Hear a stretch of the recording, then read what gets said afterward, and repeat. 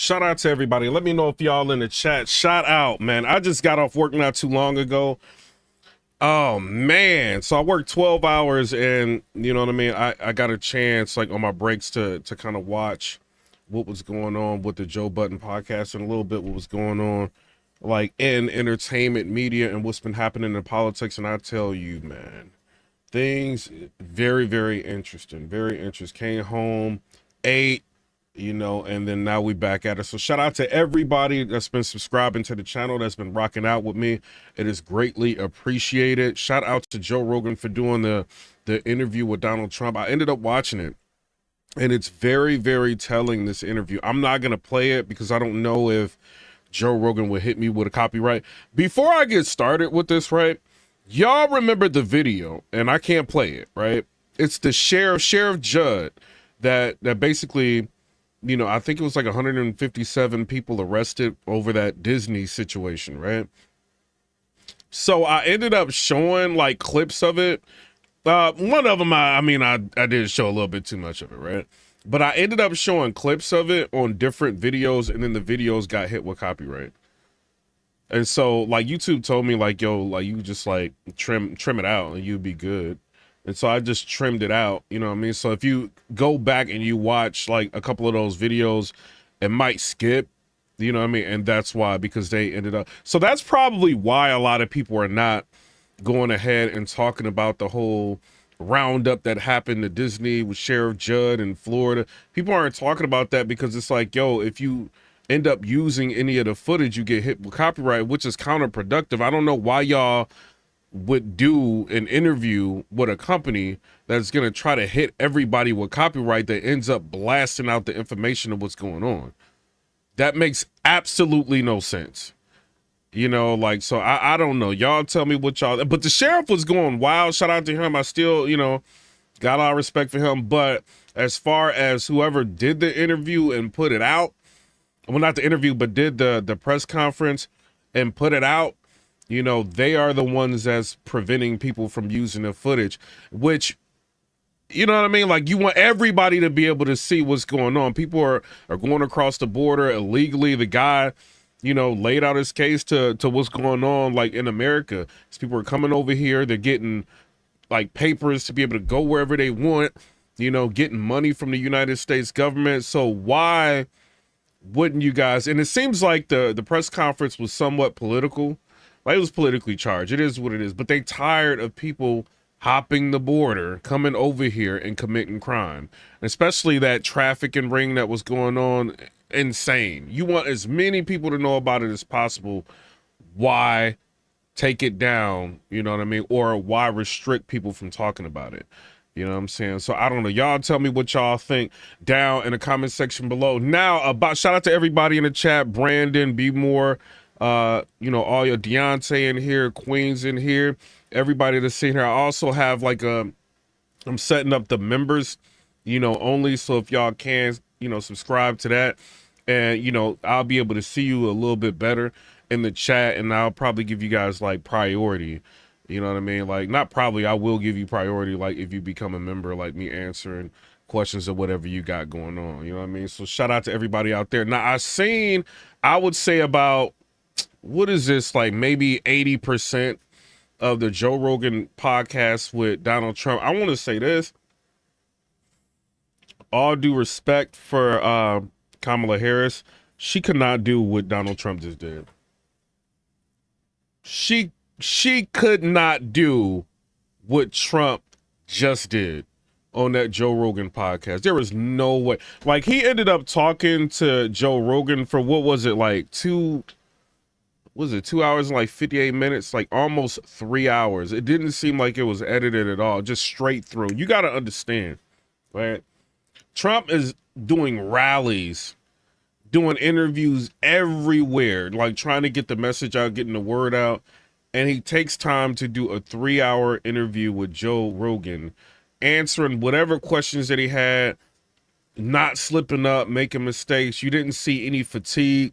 And that's one of the things I was looking for because of his age.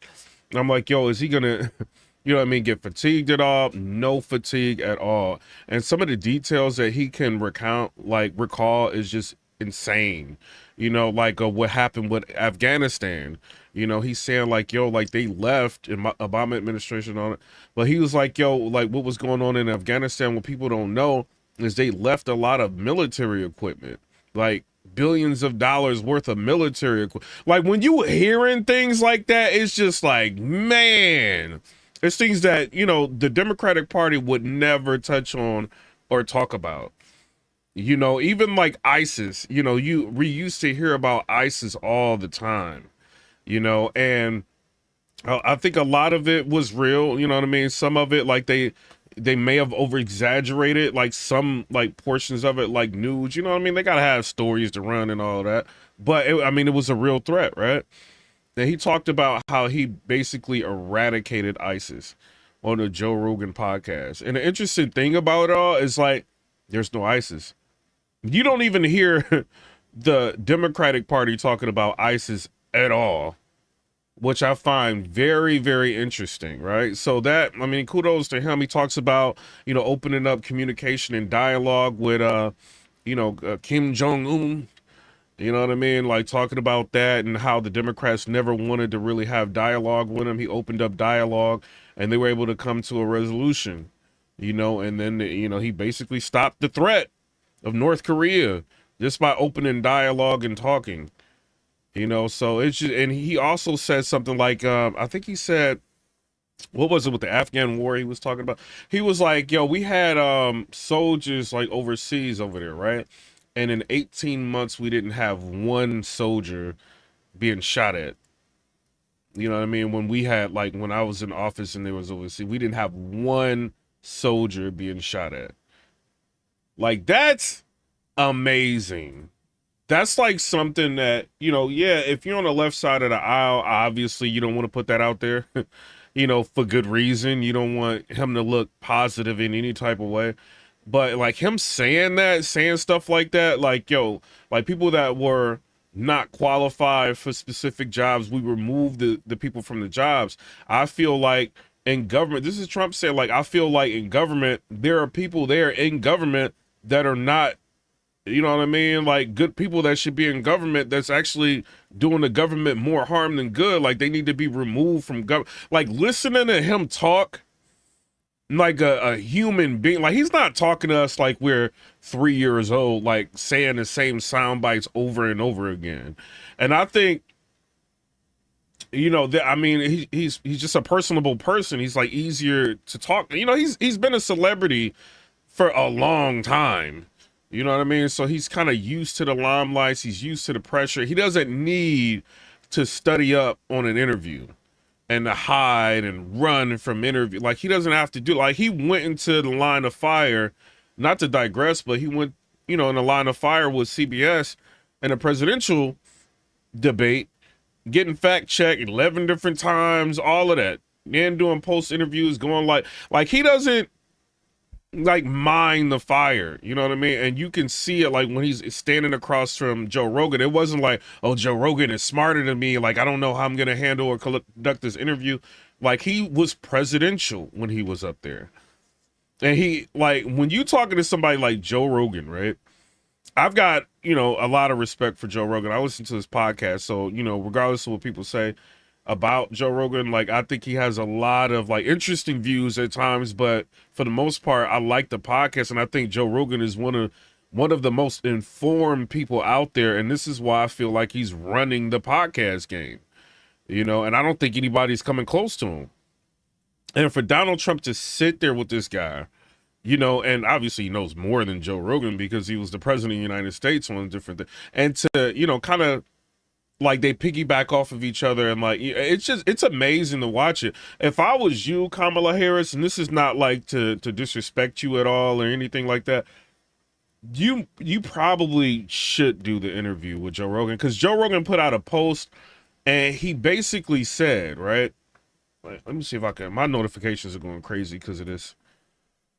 All right, so I've been like answering notifications and everything. Let's see. So he basically is saying like he's not opposed to, I don't know where he is, but he's not opposed of having like Kamala Harris on the Joe Rogan podcast.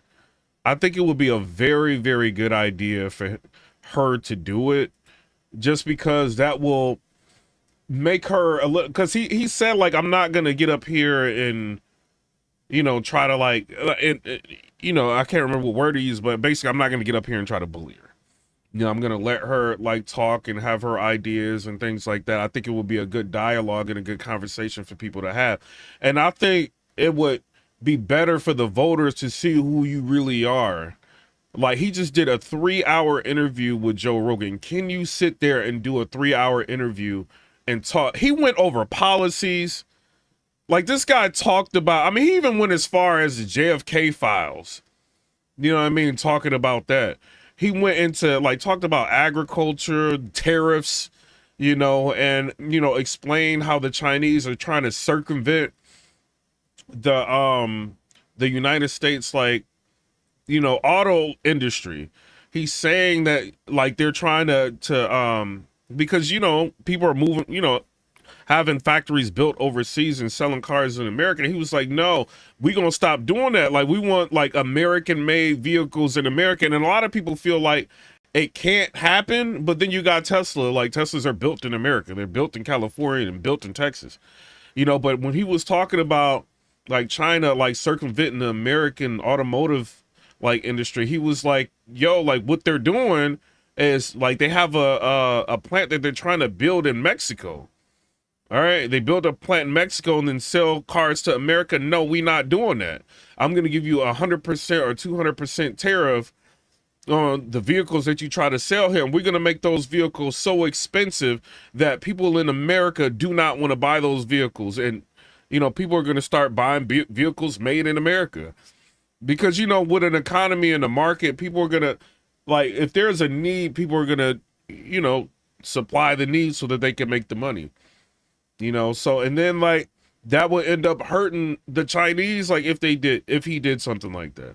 And the way he mentioned tariffs and talked about tariffs, I think was amazing. You know what I mean? Showing like the strength of a president and what they can do to kind of curb what's been happening in the economy. You know, he talked about agriculture. He talked about California's like water crisis, or how they're trying to figure out ways of like possibly looking in the future of rationing water out to people, because it's so expensive, like water at this point. And, you know, like how they could avoid that, like, you know, so it's amazing. Like, I'm not hearing, like, when I hear Kamala Harris, I'm not hearing any ideas. I'm hearing she's blaming Trump. This dude literally talked for 3 hours. I would say maybe 2 minutes of it. I'm gonna be, maybe 5 minutes of it was like bashing. Like, if you add up everything from what, you know what I'm saying, I've seen so far, a small, tiny little like sliver of it was taking shots at the Democratic administration. That was amazing, bro. That he was able to do that and talk about all the things that he's been able to do as a president. You know, and he even like he was asked, I mean, a simple question like, when you became president, how was it? Like, how did it feel like being president? And like him just answering that candidly, it's amazing, bro. You know what I mean? So shout out to him. Shout out to Joe Rogan. Some people are trying to say that the interview was sanitized from YouTube. That's not what happened. You know, like, so what I understand, what I'm gathering, Joe Rogan even put out a post saying it, is that when he originally uploaded the video,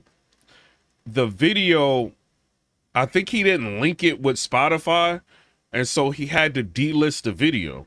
So I'm thinking that's like, you know what I mean, like making it private or unlisted or whatever. When your channel's that big, you may have different things you can do. I don't know. But he said he delisted the video, and then once it got synced or whatever with Spotify, he ended up like, you know, putting the video back up. You know what I'm saying? So I don't know, like it's not YouTube. He said YouTube had nothing to do with it. Like, they didn't limit, you know what I mean, the video. They didn't do nothing like that. You know what I'm saying? So shout out to him. He exposed CBS in 60 Minutes. Now, we all know, right, from watching my videos, watching other type of content that's been going on like throughout the internet, we all know that CBS ended up editing the Kamala Harris interview, right? and they edited it up to make it seem like she knew what she was talking about and kind of got rid of the word salad that she was doing. And CBS, they ended up putting out a post. They got a lot of pressure. You got to understand, they got, you know, like a license, like a news license. So by doing things like that, you know, and not being like, you know what I mean, on the up and up, like they can run the risk of losing their license. So like he talked about that. He exposed CBS. He talked about like, yo, you know, I know people who went to work for CNN. He exposed The View and everything. He exposed Whoopi Goldberg. He exposed like the other lady that's on The View. He was like, yo, the other lady that's on The View, she sits all the way to the right. I don't even know her name, right? He was like, you know, before, like she wrote, I think he said something like she wrote like these nice pieces about me and talked like very highly of me, but then she goes on The View and she's just like trashing me, but that's how she has to be. She has to be negative in order to get the job. You know what I mean? And I'm just like, wow, to hear him talk about that, but he didn't say it like maliciously. He was just like, this is just what it is. He even talked about people that he knew that went over to CNN and they called him and told him like, yo, in order for me to get this job, I have to be negative on you. And he was just like, hey, if you have to be negative on me and that's how you're going to get paid, go ahead and be negative on me. You got to be one heck of an individual to know that somebody's about to, you know what I mean? Like to be like, yeah, just go ahead and be negative on me. Get your money, do whatever you got to do. I'm this confident in myself. I know you can't really technically affect me, what I'm doing, you know what I mean? But go ahead and do what you got to do to get your money. And, you know, to be real, if you gonna do something like that and me and you cool, like we ain't cool no more. But, you know, he kind of understanding the game and how it is. Bro, this dude he killed that interview, bro. He killed that. I think he really hurt China. Like the way he was talking about China, like it made me like, yo, they're doing all of this to circumvent like our economy. That is interesting. Very interesting. He talked about windmills, right? One of the biggest criticisms of Donald Trump that I hear is he's not for, you know, renewable energy, or he's not for like the windmills, and you know what I mean? And I don't know if you guys have been traveling a lot, you know what I mean? A lot of you guys have, but like, you know, when I went to, I don't know, I've been to so many different places, bro. Like I think from Nashville to when I went to Denver, Colorado, I was driving out there, whatever, like to see like, or maybe when I was going to Vegas, I can't remember, but to see like the big windmill, like how massive they are. You know, and he was talking about like how, you know, they're up, like people lobby to get them up. There's multiple different companies that if you look, you know what I mean, they're stamped on there, and who knows like who really lobbied to get these things in place.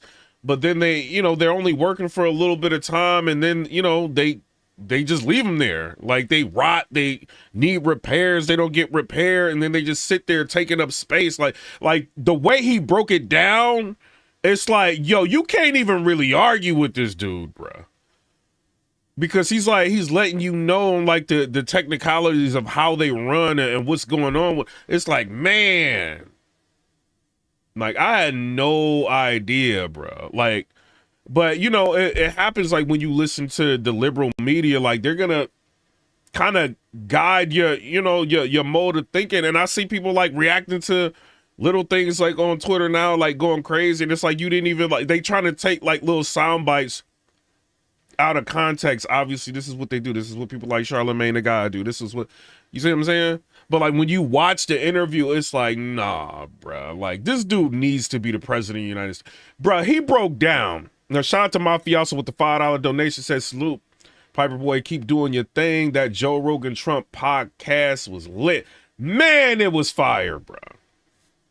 Like crazy fire. It was that good. I actually want to watch it again. It's how informative it was. You know, so I don't know. Shout out to Donald Trump, man. I think he did a very, very good job in that. I think Joe Rogan asked like the right questions, like, and he talked about different things that I didn't even think about. He was just like, yo, did you know in the middle of California there was a big lake? Like what happened to the lake? Like there was a lake there. If they would have utilized the lake, I'm like, what? And then he's pulling up the information, and I'm like, yo. And it got me thinking, I'm like, did they drain that lake? Like, what? Then he's talking about, like, China, right? And he's talking about, what did he say about, man, he talked about so many things. Bro, this interview is fire. So he was talking about China. He was like, yo, y'all don't understand. They build, like, a coal plant a week. You know what I mean? Like, this is how fast they're building coal plants, and they're, like, going to pollute. Like, like, you don't think, like, when that stuff goes up into the sky, like, it's going to come over here to the United States? He was like, they're trash. They're, like, literally dumping their trash. Like, think of all the people that they got over there. They're dumping their trash into the Pacific Ocean. He was like, if you just put a cork down in a Pacific Ocean and you wait a little bit of time, it's going to end up in California. And, like, the way he was talking, I'm like, man, bruh. It's like, I didn't even think about that. And he's basically like letting you know in a roundabout way, like, manufacturing needs to be done in America. Because if you allow, like, yeah, they're going to do it at a cheaper cost. But if the manufacturing things like that are done in different areas, like, you're going to have countries that may not have as strict of guidelines when it comes to production. Right. So they are, and, you know, they're going to pollute and do whatever they can to get the money. And then over time, you are going to be the one that pays the consequences for it. Yeah, you're going to save a little bit of money here and there, but you're going to be the one that pay the consequences for your grandkids are the ones that's going to be hurting over it. You know what I mean? So, and then he was just like, yo, when I went over there to China, like, what they did is that they, and he caught on, like, he's smart. He was like, yo, when I went over to China, what they did was they shut all their factories down for, like, I think like 2 weeks or something like that, maybe even longer. And he was like, so when I got over there, I didn't see, like, all the, you know what I mean? Like the smog and stuff, like, in the air. But, like, the way he was talking was like, I know what's going on. I know what they doing. I'm like, yo, bruh.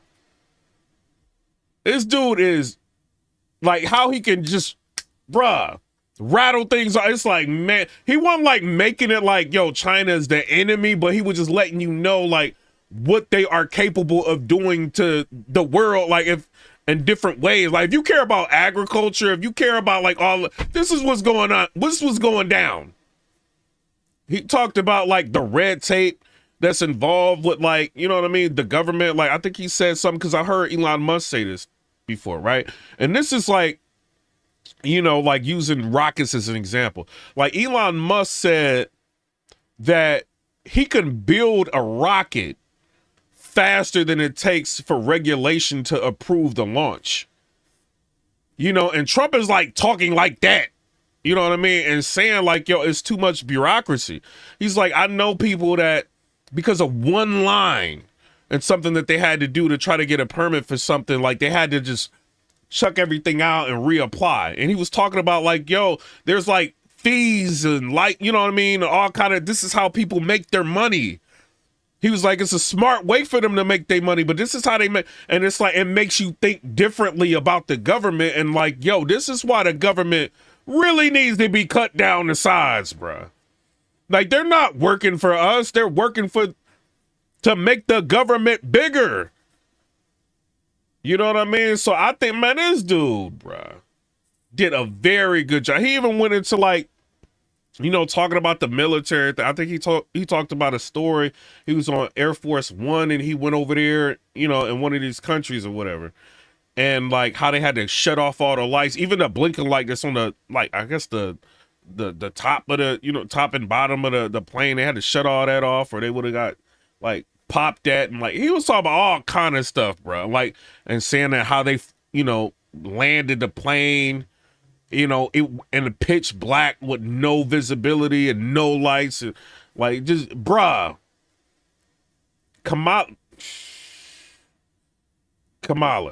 like, me being real with you, like, there is no way. Like, and he said something that was interesting. He was just like, yo, like, why can't she do an IQ test? He's like, I can do an IQ test. Why can't she do one? And Joe Rogan even, like, low-key defended her a little bit. He was just like, well, you know, it's a lot of pressure involved, and, you know what I mean? And you kind of, you've been around a while, you've been famous for a while, so you used to be like able to deal with pressure, and I'm sure it's like different elements that go along with that. But I mean, he did like Joe Rogan gave his input, but he did like at times kind of like, you know what I mean? Like kind of defend her a little bit, you know, and it kind of made me think like, yo, he's trying to set up for an interview, you know, and I think he did really good, bro. I think Trump did really good. I didn't really see anything, and this is me. I'm looking for something wrong. Like, what are they going to say?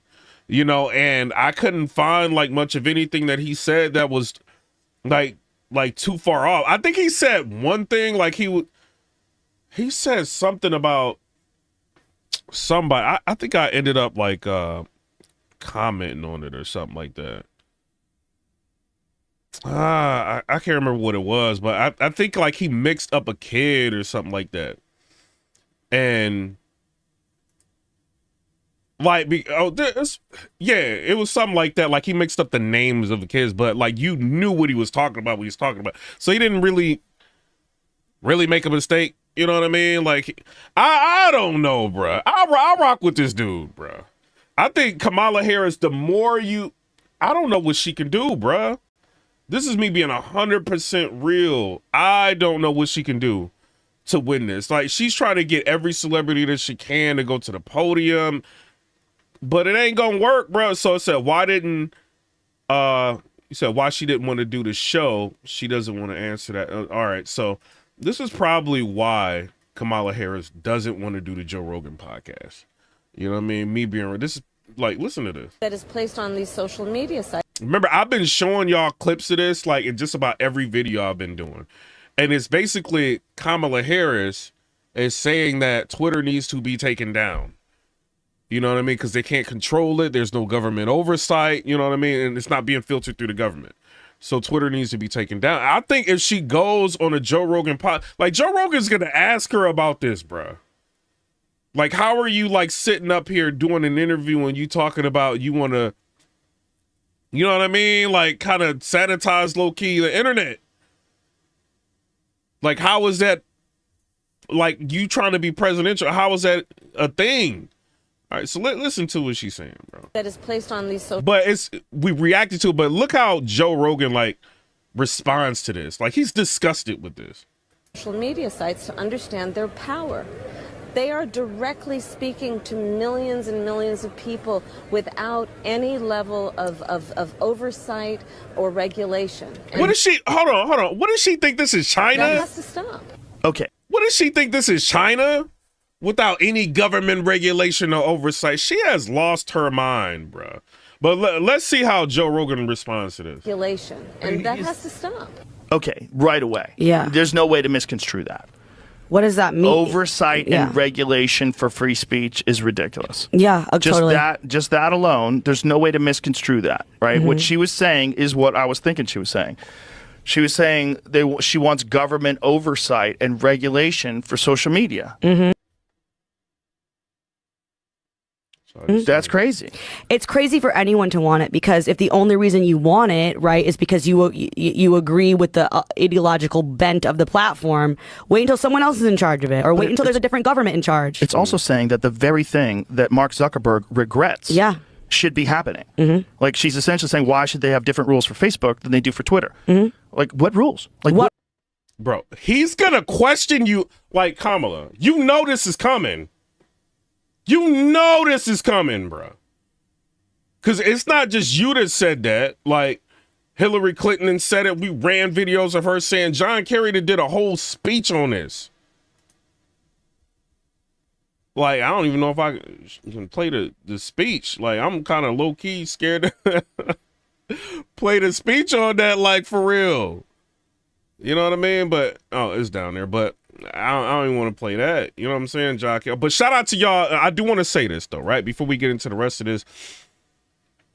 Salute to Hollywood Unlocked. They used this, bro. Shout out to them. You know what I'm saying? They used one of my tweets on Hollywood Unlocked. I ended up posting on the community tab or whatever. Shout out to y'all. You know what I mean? For them, like, watching or whatever. You know what I mean? I appreciate that. That's big for me. You know what I mean? Like, cause entertainment people, I mean, I've had like Hip Hop DX and stuff like that. And you know what I mean? DJ Academics posted me, but I don't think he knew like who I was and nothing like that, you know, but that's big. Like, that's dope. You know what I mean? I appreciate that. But, you know, we made like Hollywood Unlocked. I was hitting up everybody. I'm like, we done made Hollywood Unlocked. People like, and I'm like, what you mean, and? Subscribe to the channel. I don't be on YouTube. Go on my YouTube and subscribe anyway. It's lit. I got the best chat in the world. Yes. So shout out to Hollywood Unlocked. You know what I mean? I really appreciate that. As far as Beyonce, this is what I want to say, right? Because I see Leonardo DiCaprio is trying to support Kamala Harris. It's everybody that's suspected of being at the white party is trying to support Kamala Harris. Everybody. I don't know if y'all remember this before, like he even said anything about supporting Kamala Harris. Everybody was on Leonardo DiCaprio's heels about that white party. And you got to think about Leonardo DiCaprio ain't tweeted in, hold on. Let's see when the last time Leonardo DiCaprio tweeted. August 1st. September 26th. Dude been off Twitter.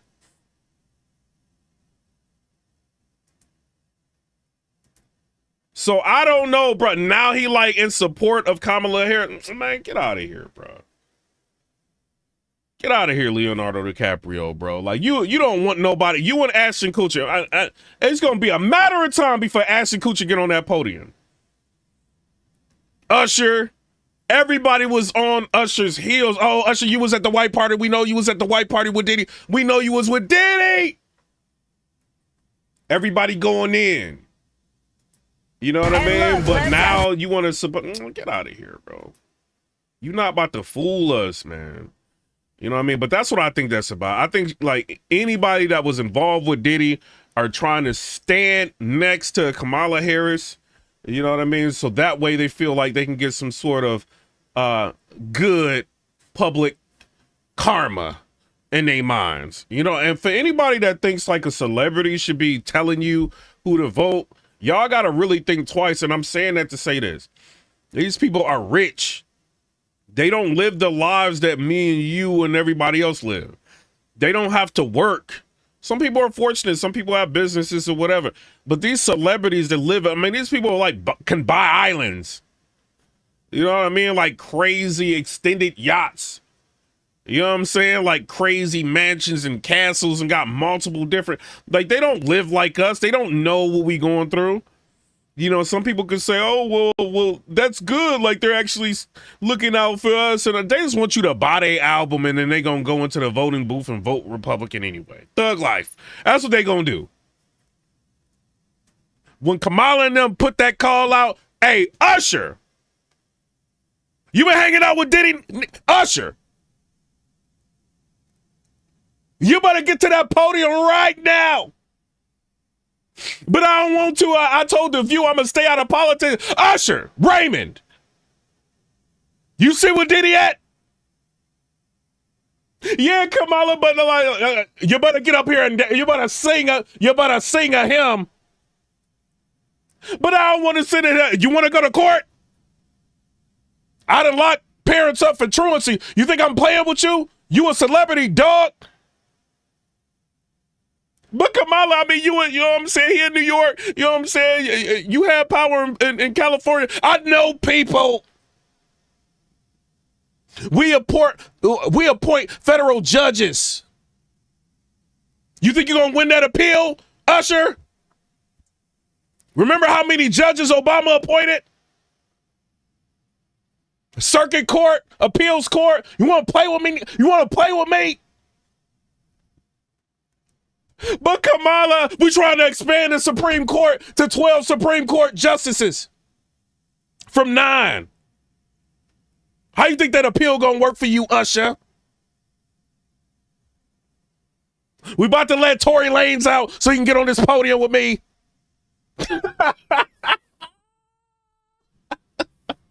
Shout outs. You know what I'm saying? I don't know. I'm just saying. It's very, bro. Jay-Z and Beyonce have been having so much ridicule. Like, they ain't even really do nothing. But just being affiliated, I mean, I don't know what they did, but being affiliated with Diddy had the fans on their heels, on their neck. Oh, Beyonce, you wanna be with Jay? They done lost 4 million followers together. They woke up, 4 million people is gone. When I lose like 40 subscribers because I'm saying so, I'll be panicking like, oh my God, wait, I gotta go live again. It's over, my life is ruined. 40 people didn't unfollow me, help me, YouTube, help me. What did I do? They have 4 million people like stop following them on IG, like bruh. You want 20 million people to stop following you, Beyonce? We got the tapes. The Diddy tapes. We know something. Look at the old YSL case. They making up anything they can on Young Thug. He been sitting in court for like over a year. Like, why am I here? Prosecutor can't even remember his name. We will drag you and Jay through court forever. Millions of people will see it. We will make something up. But, you know, I miss Nose. I kind of just don't want to get involved. Get up here. Here come Beyonce going up there. They not slick. And I see y'all like that. Well, 1 million people wanted to go to Kamala's rally. They wanted to see a Beyonce concert, not Kamala. Kamala. Let's keep it real, bro. I think, why did they raid Diddy before the election? I want to know who is on these tapes. They didn't, like, they said, we not going to the airplane. We going to this specific house. These two houses. Let's see if Beyonce on these tapes. Let's see if Jay is on these tapes. Leonardo DiCaprio. Usher. Lizzo. Is Lizzo? Was somebody in that house messing with Lizzo? Why was all that baby oil there? It was a lot. Maybe they felt like they needed a lot of baby oil. Like, I don't know. Next thing you know, Lizzo wearing all white, flying out. Listen to me. Wasn't it kind of strange?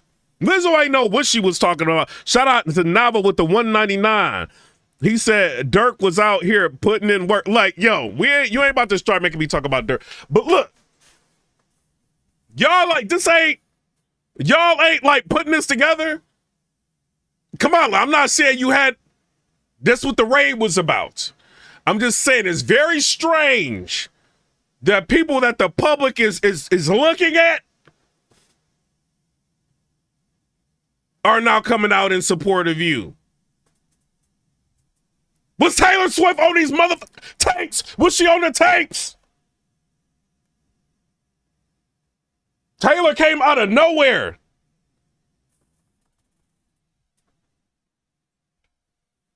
What's on these Diddy tapes, bro? Was Little Dirk?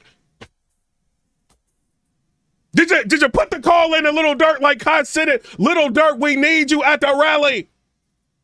We done gave you the key to the city. Like, come to the rally. My ops gonna be there. Little Dirk, you better be there now. My ops gonna be there. We gonna find you, Little Dirk. Little Dirk, like, I'm chartering a plane to Italy, Switzerland, and everywhere else. The fans is not about to get me. They're like, we're going to make an example out of Little Dirk before this 2 weeks is up.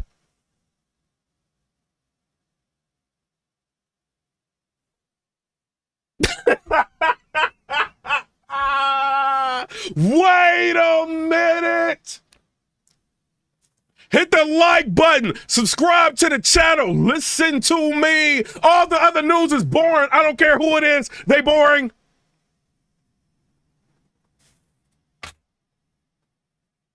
Shout out to Rich G, B2A, 199. Kamala is on the tapes. I don't know if she on the tapes. I'm not gonna say too much. All I want to say is all of these Diddy alleged conspirators are coming out. I seen a video with Usher and Diddy shirtless.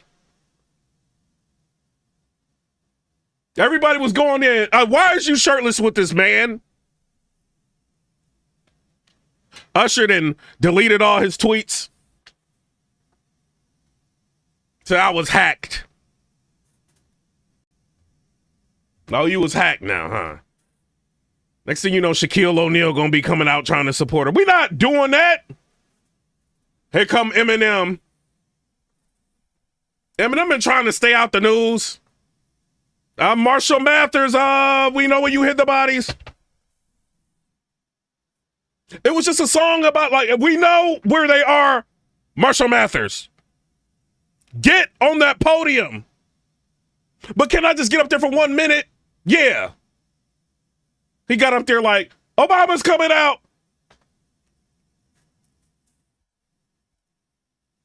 I'm just saying. You know what I mean? Shout out to Derek Jackson, 199. It's Kamala response to question always, I grew up in a small town. She would not survive that Joe Rogan interview at all. She would go down. There is no way, because you got to be on the same IQ level. I'm not saying she's not smart, because she obviously is a lawyer. You know what I mean? So, and she's presidential candidate. She kind of smart. Whether or not she had to hump her way to the position, I don't know. But she did something, and she got more money than me. Thug life. I'm sitting here live on YouTube, and she flying around in jets. You know what I mean? So I don't... But she must be making people mad because people turning on her, right?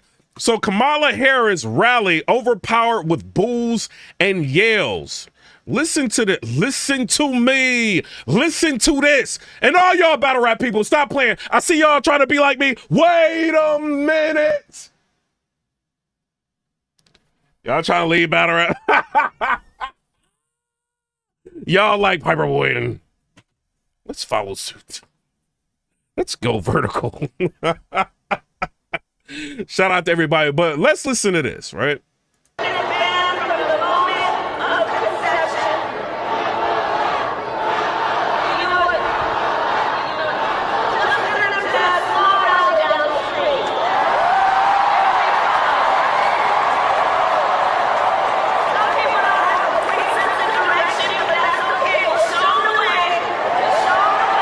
Don't you know you need them voters? You should have said something else. You should have said something clever. You know, one of you guys come up here and if she astute, if she's a debater or whatever, that would have been her moment. She didn't take advantage of it. She could have been like, yo, all right, one of y'all come up here. Secret Service, go get one because they run in their mouth. Come up here right now. You can't be talking to me like that, Kamala. You don't know what race I am. I'm crazy. Come up here. Let them come up there, right? Talk to Kamala and give their, one of them be like, yo, so what's up? What's your problem? And then, out the, if you that smart, you know what I mean? Or whatever. But she, remember when they was just oh, Jesus is Lord? She did the same thing. The same words. This is how, the same words, bro.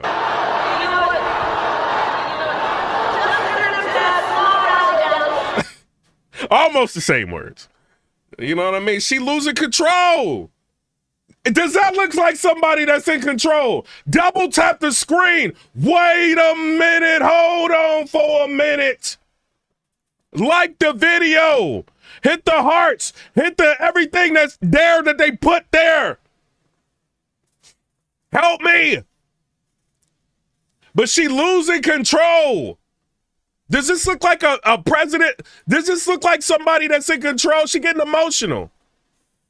If we ain't even play it all the way through and she getting emotional, Trump would have been like, one of y'all come up here. No, it's going down. Come up here now.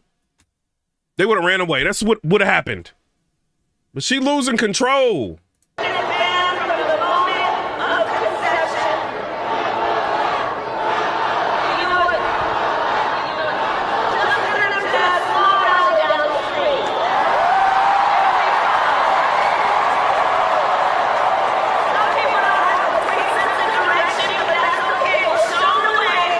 She getting smart and snippy. That's that angry black woman coming out.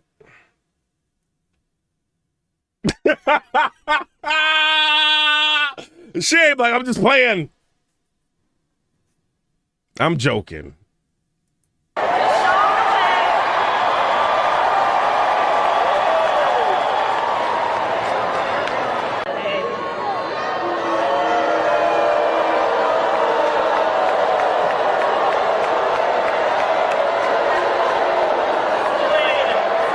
She is like, she don't know what to do, bruh.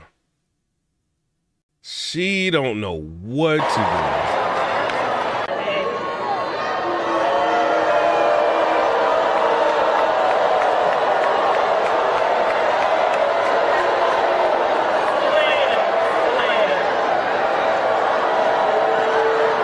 That don't sound like people happy to see her at her rally. What has y'all been talking about?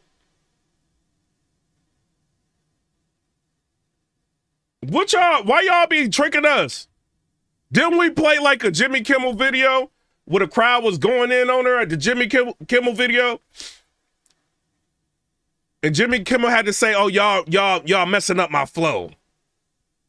I don't think voters are really like this confident in this. Like, I don't think they really rocking with her like that. And you got to understand, she's losing a race to the GOP in terms of the popular vote. She like losing to a GOP candidate. That is rare, like popularity wise. And he ain't even spending like millions and like hundreds of millions of dollars. This lady done raised wild money.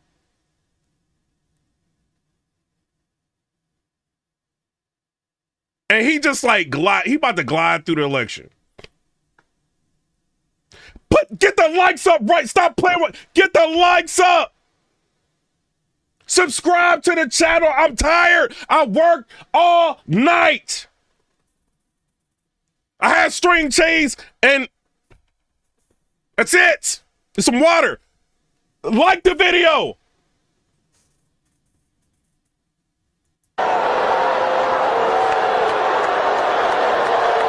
If y'all don't like this video, I'm gonna vote for Biden. Like the video.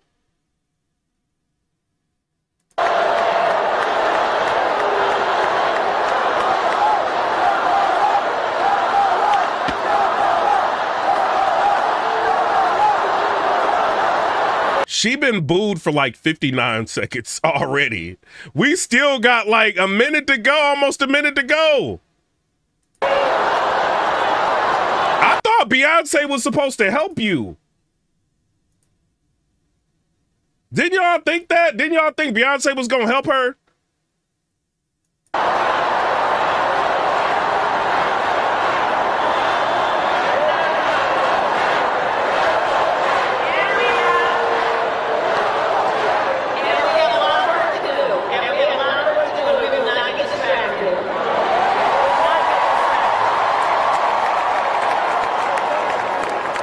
They distracted you for like a minute and 20 seconds. So listen, Texas, we have 11 days left in one of those consequential elections of our lifetime. Voting is already started, and we know this will be. She's still getting booed. Does this sound like somebody y'all think they're cheering for?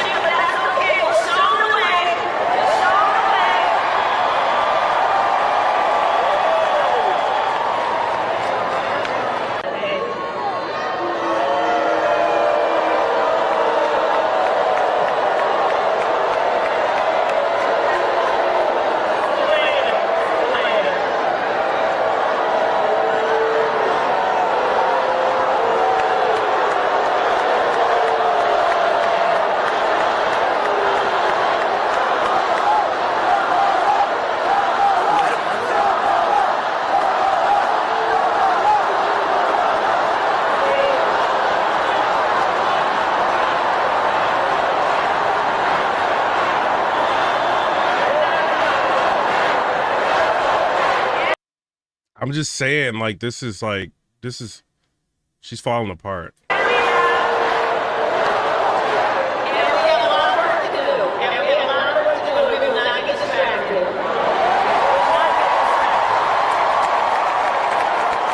I mean,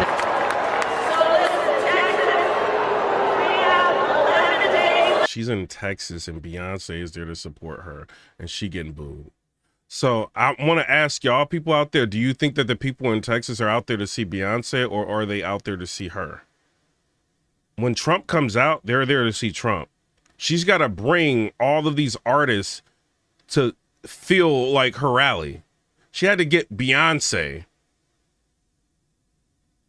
And Jay-Z stayed away from her. It is what it is. Jay-Z know what it is. You next. After Diddy. They coming. They coming for you. Jay. He like, I'm not bro, they had like Kelly dress up like Jay-Z. Like, bro, you think I'm playing, bro? Like, hold on. Hold on.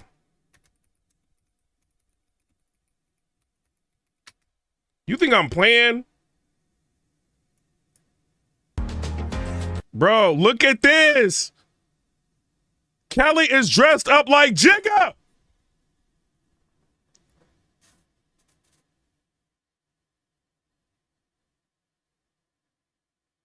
Jay, like, I'm not getting involved in this. Beyonce, you on your own. They after me.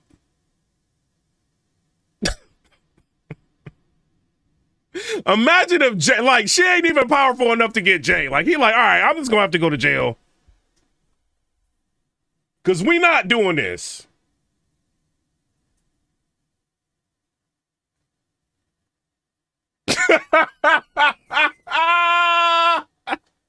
Let's see what Beyonce. How long was her speech? Let's see what Beyonce saying. I don't want to hear what she got to say. How about that? Because it ain't real. I don't care who you are. You can't trick me. They trying to use Lil Durk to trick us. Black people, wake up. They using Lil Durk right now, and we stopping paying attention to the election because I know we making a lot of money talking about Lil Durk. It is what it is. It's not about the short run. We got to get a president in there that's going to help us keep our money.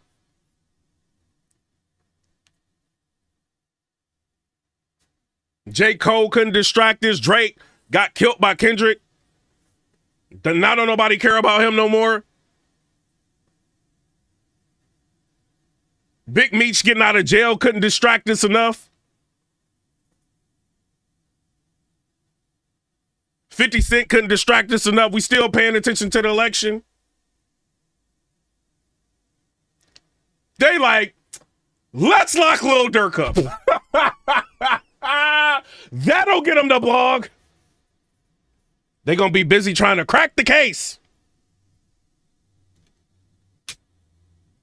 When I seen Lil Durk get locked up, you see how DJ Academics, he was on the floor crying like, no. I was like, no, we're getting distracted. It's going to work.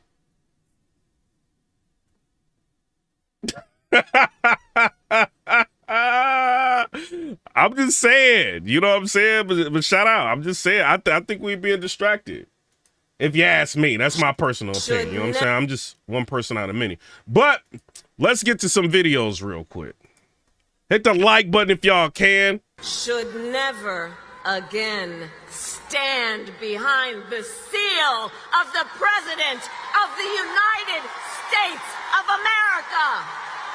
Undecided voters shred Kamala's Trump derangement. Never again. Shout out to Devory Darkins. Subscribe to his channel. Fire content, bro. Never again. Yo, did she do that again? The never again? Oh, I'm about to show y'all something, bro. Should never again stand. Bro, hold on. Like, bro, she ain't about to do this to us because we already know what she about. Let me show y'all this, bro. She not about to do. Kamala Harris, tell me you did not just do that. Didn't we just get on her about that? Like, she. Kamala, you bugging. No, she did not. My bad. It's all this Lil Durk news is distracting me a little bit. It is what it is. But remember when she went into robot mode and she did the never again? Never again, never again. Remember this? Never again.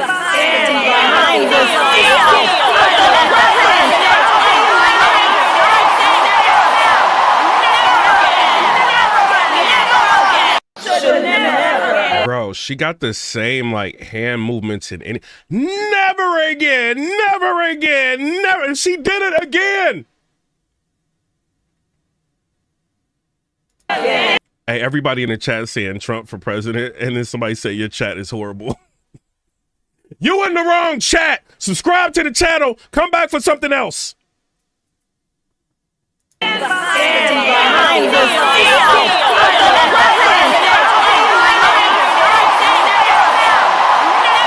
Don't come back here. Never again. Never again. Never again. Shout out to you though. Subscribe. Thug Life. But you can't get us to stop seeing this, bro. And she did it again. She just did it. Should never again stand behind the seal of the President of the United States of America. Never again.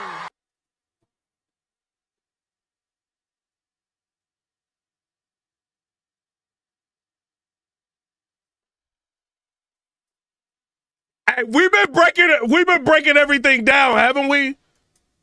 Should never again stand behind the seal of the President.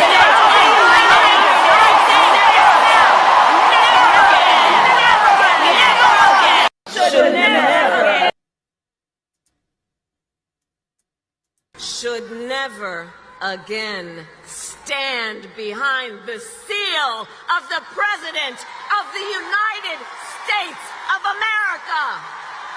Never again. Never again. All right, so y'all think she can handle a 3-hour conversation with Joe Rogan? Hit the like button, subscribe. Do y'all think this lady can handle a 3-hour conversation with Joe Rogan? No, she would never run for president again. Never again. Never. Like, he would make her have to think.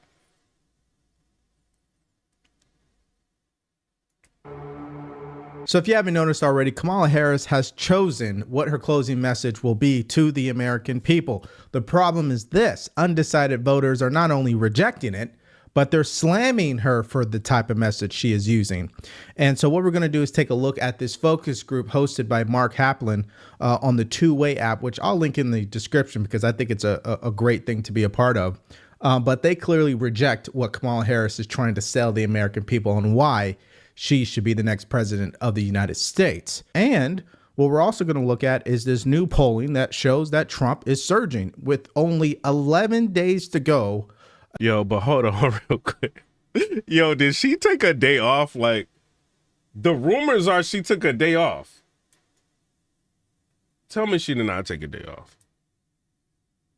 I hope them rumors. Like, you got a presidential election coming up. Like, I hope you don't go ahead and take a day off. Until election. Because we need more of this comedy. Like, come on, we need more comedy.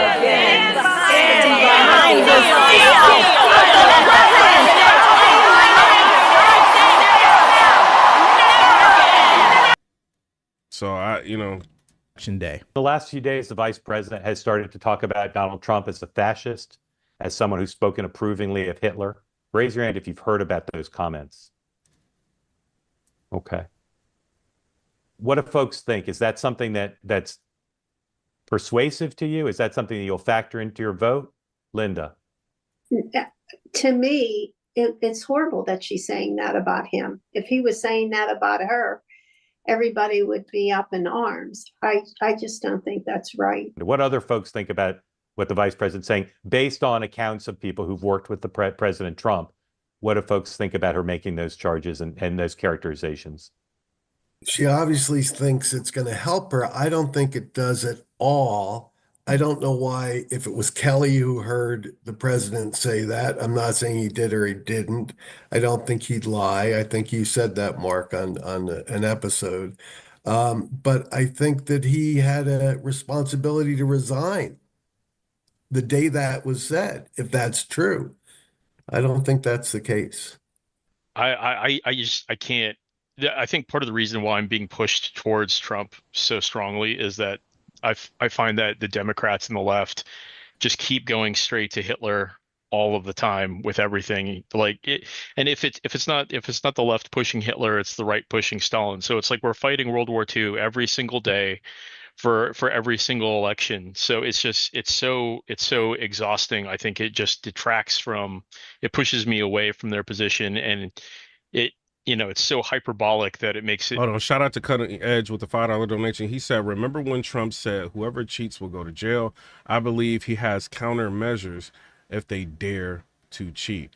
I mean, all right, so they want to say things like, oh, well, Trump calls in insurrection when he said, like, peacefully and patriotically make your voices be heard. I guess that's causing like an insurrection. They always want to say that he doesn't accept the election and blah, blah, blah. It feels like he's cheating. Well, didn't they think he cheated like when he won his election? Like, so, but as far as countermeasures, like, who knows? I think that they're afraid of him getting his, karma or them getting their karma. Like, if he gets elected, maybe he's going to end up prosecuting her. Trump knows too. When you watch that Joe Rogan interview, he knows way too much, bro. This is not like your average candidate. Like, you can tell, like, he went super far in depth in his presidency, and he retained the information that was coming at him. Like, Obama was well spoken, but this guy, like, if you compare the two, Obama really says a lot of nothing. And then you look at, like, when Trump speaks, it's like, you know what I mean? Just comparing them to, like, different, like, politicians. When Trump speaks, it's more depth to what he's saying. And, well, I guess it is kind of dangerous as a government, right? You got somebody that used to be president, and they're getting up there talking to Joe Rogan and just telling everything. You know what I'm saying? That's kind of like, yo, this is supposed to be class. So I don't know, bruh. I don't know. But, like, he's able to bring a lot of depth in what he's saying. And I don't think, like, Kamala Harris will be able to do anything with that at all. Impossible to have good discussions, and I think it ruins the discourse. Bro, they're making up family members for this lady, allegedly. I'm gonna say allegedly.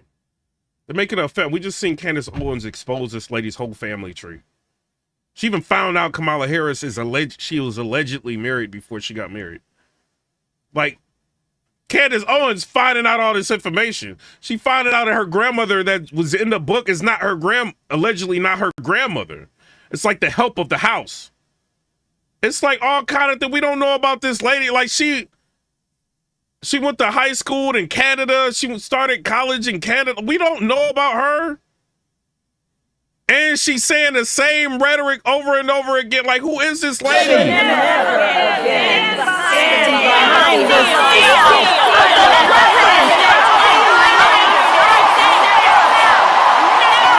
She's the border czar, bruh. People are tired of the borders being, like, open. Everybody coming in, doing whatever they want to do. Like, that's under Kamala and Biden, bro. Like, she's a terrible person. Does anybody think it's valuable or something you want to hear from the vice president? Anybody? Raise your hand if you think this is something that's important for her to be talking about. Anybody? Okay. This is just a perfect example of why we've been saying that the Democratic Party are exactly what they accused Trump of doing or being. She accuses Trump of being a fascist, having dangerous rhetoric, right? Being a violent person, wanting to be a dictator. But lady, you're doing the same when you start speaking this way. And of course, she doesn't see it that way because today reporters asked her about this growing sentiment of people not wanting to hear that message from her. Here's what she said. What do you say to those people, especially ones who might be concerned that, doing a big closing argument speech at a place like the Ellipse, maybe leaning more into talking about the threat of Trump to democracy and not the threats that you see to the economy? One of the things that I love about the American people is we can hold many thoughts at once.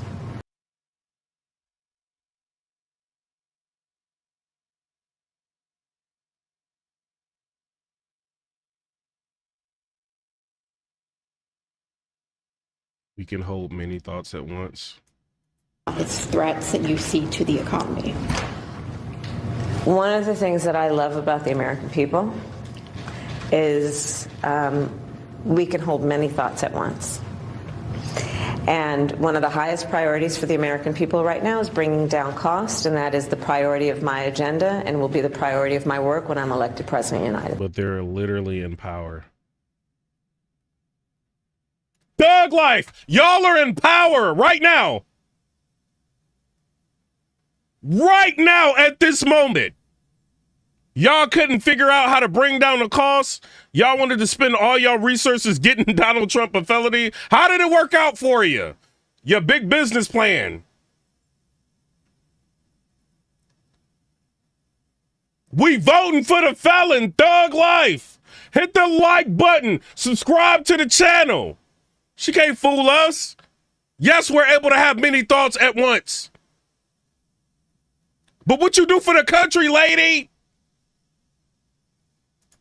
States. In other words, I'm not going to stop talking that way. I don't care what the American people think, because I'm going to do exactly what my campaign handlers have told me to do.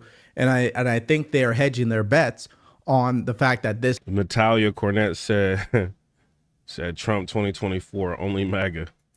Messaging will work. And of course, the problem is it's not rooted in any truth, because it's all hearsay at best.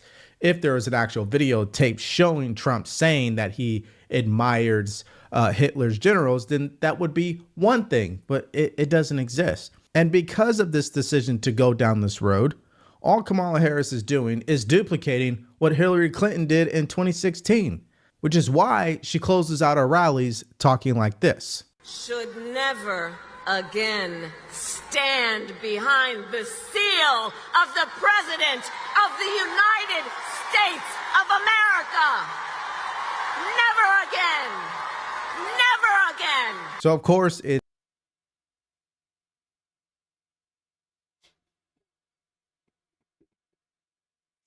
it's more Trump is bad and less this is why you should vote for me, which takes us to this Axios article where Democrats are panicking over this type of messaging. So in this article, they say a growing number of top Democrats tell us privately they feel Vice President Harris will lose, even though polls show a coin toss finish 11 days from now. And this is especially true when you think about the fact that the Democrats have spent $1 billion, nearly twice as much as Republicans over the past 3 months to polish her image and soil former President Trump. But clearly it's not working. Now let's get to the bottom line of this. A common gripe among high-level Democrats is that Harris does a nice job explaining why people shouldn't vote for Trump, but struggles to crisply explain why they should vote for her. In other words, she's a strong prosecutor, but a terrible public defender. Now, I have a question for you. Have you noticed how much the media leans a certain way politically? It's crazy how difficult it has become to know whether or not you're getting the full story or just one side of the story. This is why I want to share with you a groundbreaking tool that I love using called Ground News. We ain't doing that right now, bro. Let's see what she says. No, we not playing that music. We not playing. Yo, what? This is not Jigga!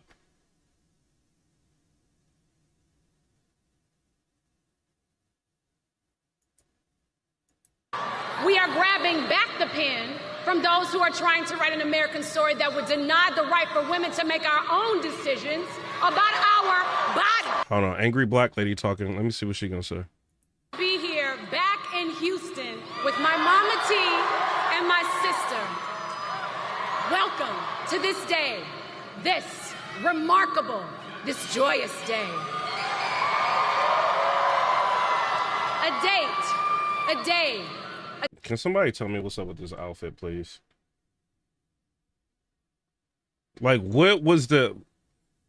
Like, what is she doing? Beyonce, like, she look all right. Like, but what is this? Like, what is she trying to, is this she Jay-Z? Like, what is she doing?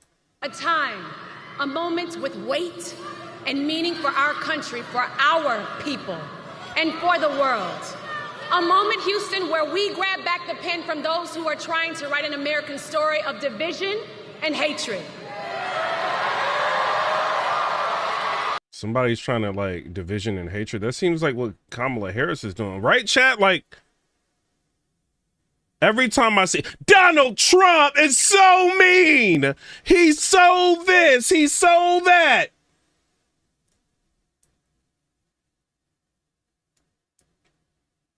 Shout out to Jarhead Airsoft with the 199. Big suit. A moment when we grab back the pen from those who are trying to write an American story of misogyny and racism. We are grabbing back the pen from those who are trying to write an American story that would deny the right for women to make our own decisions. He's denying the right for you to make your own decisions. She really don't want to go to jail for that Diddy party thing. Look, he gave the power back to the states. He never said it was outlawed. He's removing the federal government from it. Don't you believe like states should have power, lady?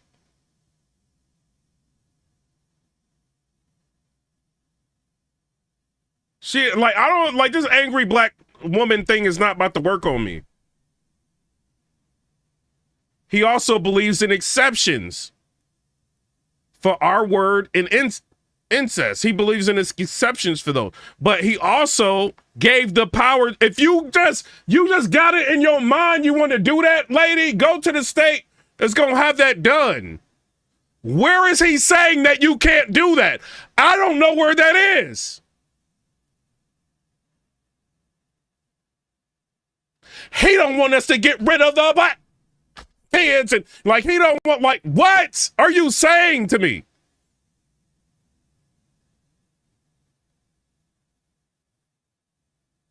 Look at this suit, it's big. Look, like, what is you like really doing? About our bodies. What did he say about a woman's, what did he say? What did he say that you can't do?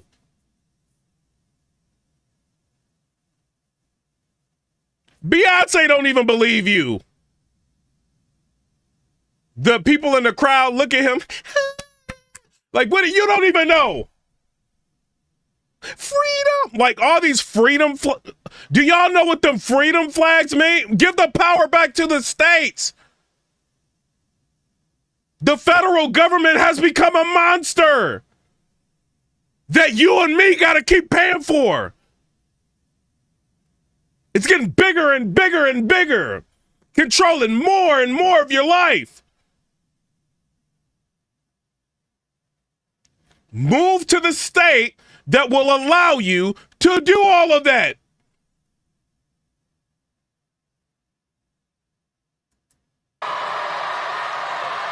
Houston, we are grabbing back the pen.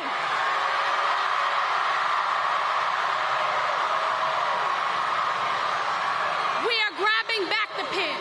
That pen to forge a new path with Kamala Harris and Tim Walz. We are grabbing back a new path. We're literally on their path. The 79% of Americans, Brett Baer interviewed her and said they believe that the country is headed in the wrong direction. How are we?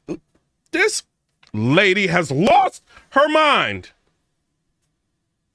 How are we headed to a new path if we're on the path that they set for us right now, which is higher everything? Grocery prices, interest rates on houses. What path is she gonna do? Like, does she really want to make the United States like Michigan, like Lizzo said? Where ain't no jobs? Thug life, I'm sorry. I rock with y'all. But ain't no, is that what she trying to do? Cause she on a great path to trying to do this.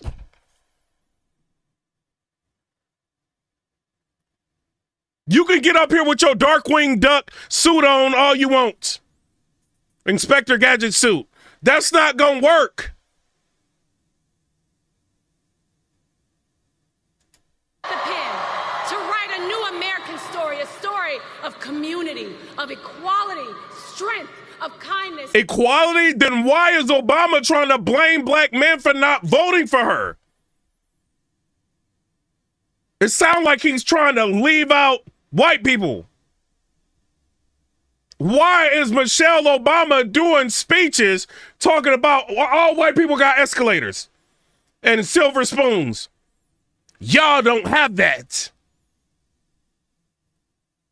It sounds like they being separatists to me. White people be working. I went to work. It was white people that are working. They wish they had an escalator.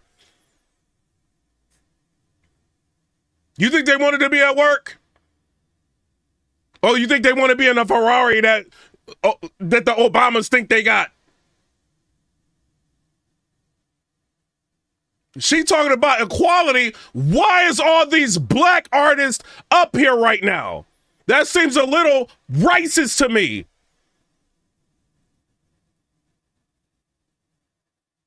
Do y'all not care about white people? They are out there. They helped Obama get elected. They buy your books, Michelle Obama. They buy your books, Barack Obama.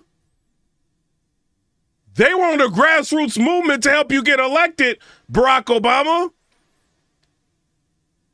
It looks like y'all be trying to leave them out. Let's get the top black artist. Shout out to Tobias Cornett with the $2 donation. This is right. To me, this is right. This is separate. This is not inclusion. Where's Post Malone at? Thug Life. Is it like who? Somebody else? If y'all gonna punish people for being at the white party, where is Leonardo DiCaprio? Sarah McLachlan, where is these people at?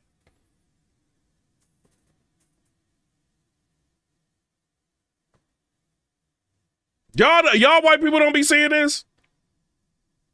And she talking about inclusion and then they're like, what are you talking about? And of hope. When I was a little girl and I pledged allegiance to the United States of America, that meant something to me. Where is Adele at? Ain't she a Democrat? Hold on, Adele, hold on. Let me see.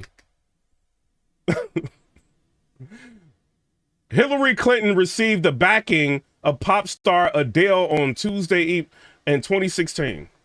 She a Democrat. Why ain't Adele up there?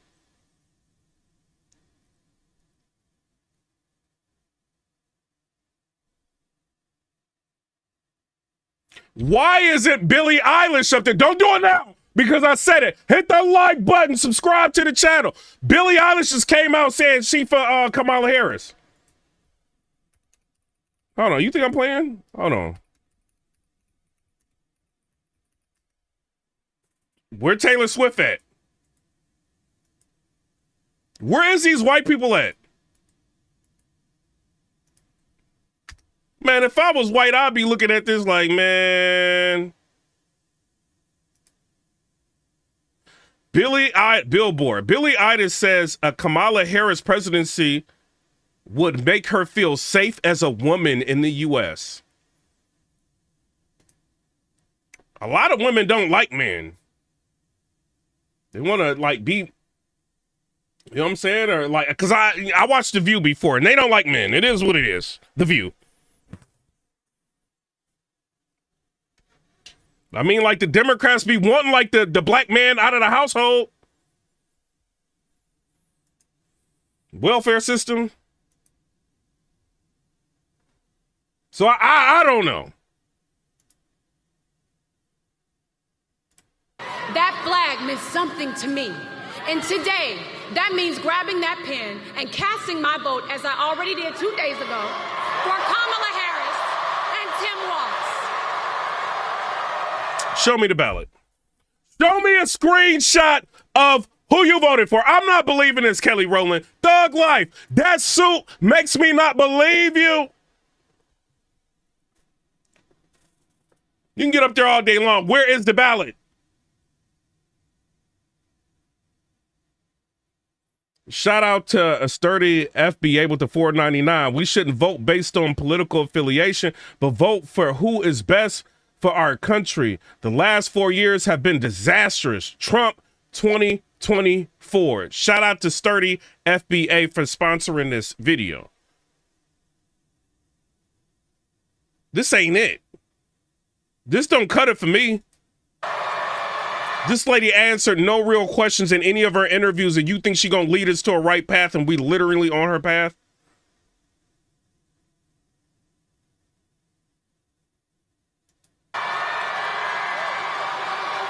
Now, Houston, you've already had a hand in creating destiny.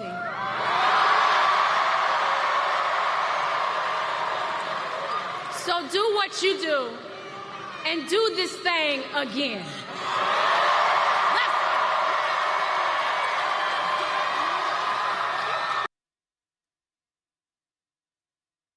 What do y'all think about that? Subscriber Leo said, sounds like Kamala's helping Trump. It does. Sandra said, I love men. Yeah, you probably voting for Trump then. Chero said, Jesus is coming back. King James says, street workers on stage. Chill out, bro. Tobias Cornett is laughing. Gadget Fix Pro said, Beyonce and Kelly portray, I can't say that even on YouTube. Emperor Lee 17 said, if P.A. Taylor Swift speak, it's over.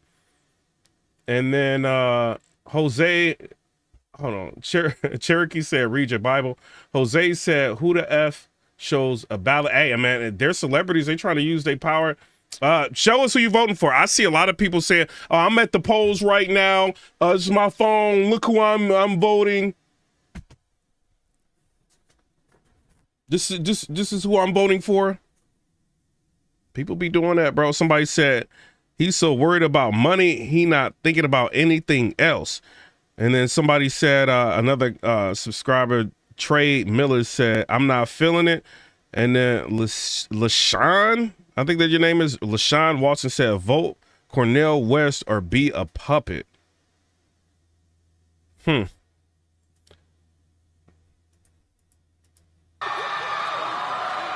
Let's see what Beyonce got to say. H-Town. Y'all so brainwashed. Somebody can just get up there and say H-Town and y'all gonna go crazy. That is sad, bro. Is that not sad?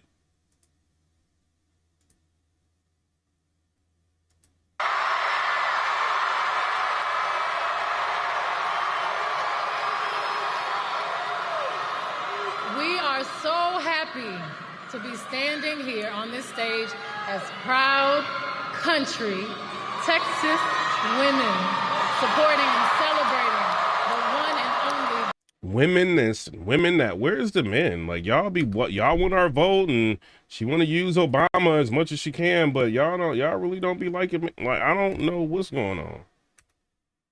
I'm just saying, like, I don't see, like, that's like separate to women that, like, ain't we a country? Shouldn't it be all of us?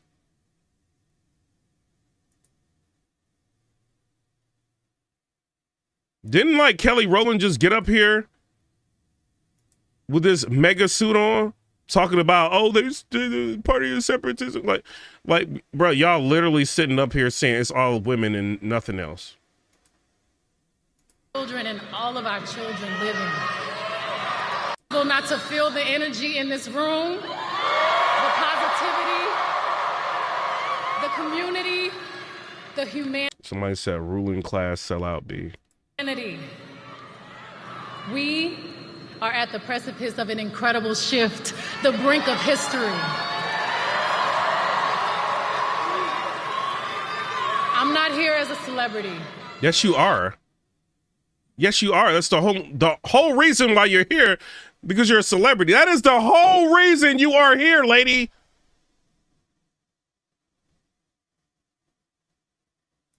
I'm not here as a politician. I'm here as a mother. A mother who cares deeply about the world my children and all of our children live in. Then you should be caring about, like everybody else that has kids, food prices. You should be caring about, like, hey man, everything going up. Food prices is going up. Gas was high for I don't know how long. Like, you know, people who watch kids, what are they, like caretakers of the kids? You know what I mean? Like, they got to raise their prices.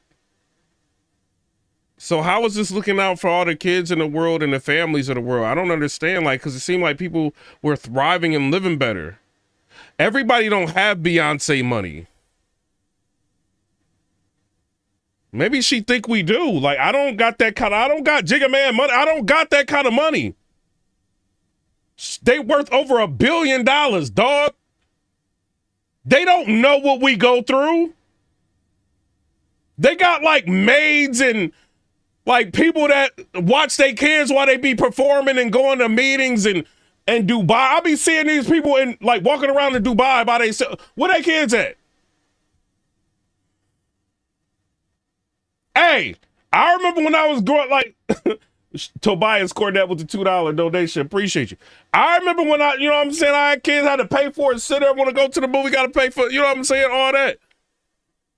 They can, like, bruh, they travel in countries like this. It's different. Y'all think y'all live the same, like, how many square feet is her house? Let me look at this. Beyonce house.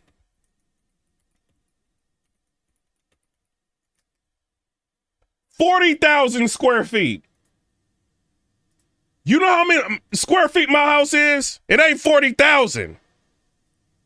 You got a 40,000 square foot house, lady. At 40,000 square feet, Jay-Z and Beyonce's massive home has earned mansion status 8 times over in square footage alone. The property is on Malibu's celebrity-filled Paradise Cove and includes an 8-acre bluff that overlooks I don't even know what that word is. It's pearl something. Pearlescent Pacific Ocean. My house ain't on the ocean, Beyonce. I'm putting it in perspective. They got a 40,000 square foot house and they try to tell us that they looking out for us.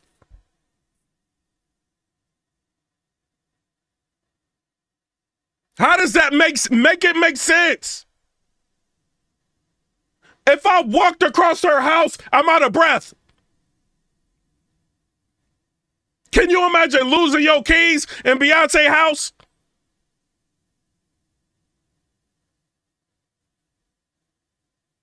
She probably never touched the steering wheel in her life when she got famous.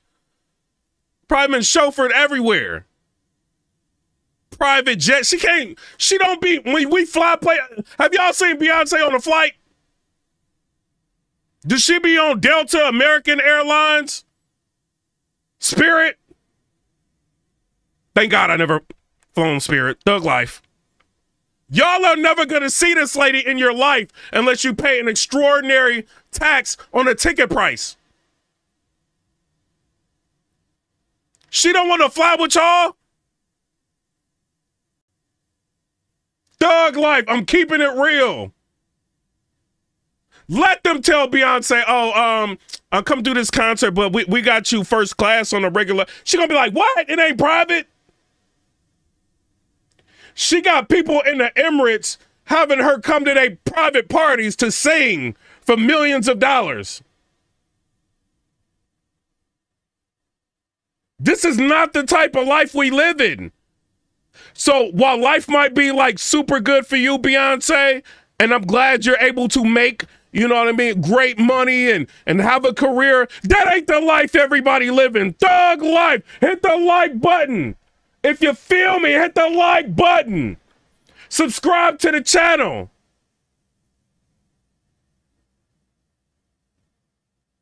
How much you think this outfit is that she got on? She probably had a custom made, tailored. She got the best weave that they ever came out with. Her weave is from Saint-Tropez. That is a Saint-Tropez weave. Allegedly.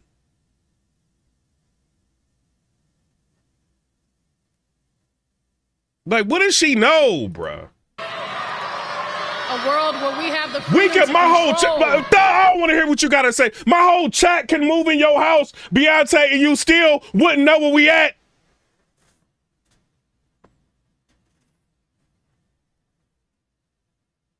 How much? Hold on. The Bridgestone Arena. How many square foot? Hold on.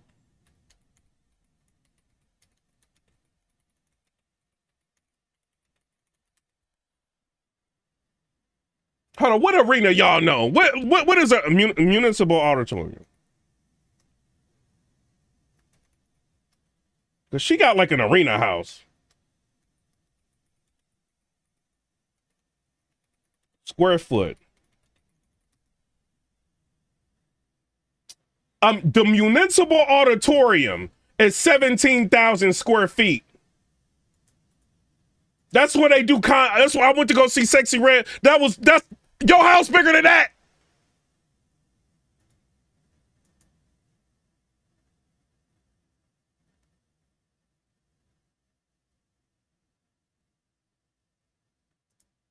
But the whole thing is like, hold on, the whole thing is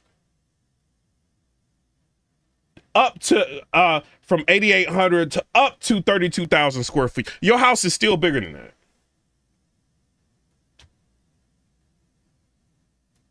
Our bodies.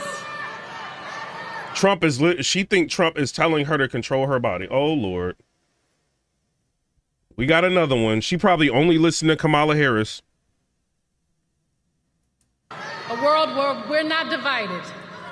Our past, our present, our future merge to meet us here. Imagine our daughters growing up seeing what's possible with no fear. Somebody said Miguel said I would be heartbroken if she on the P. Diddy list, but not surprised. I wonder why they were after that list. Why is all like Chantel is a subscriber in the chat said, I'm starting to wonder why all that house is necessary.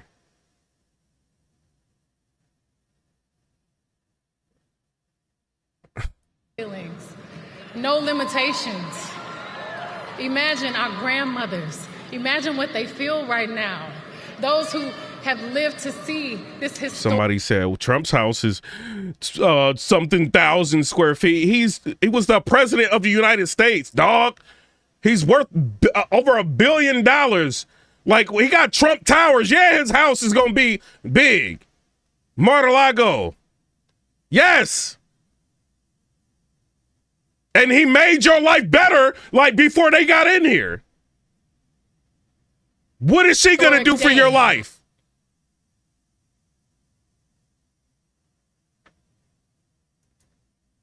Y'all be bugging. Your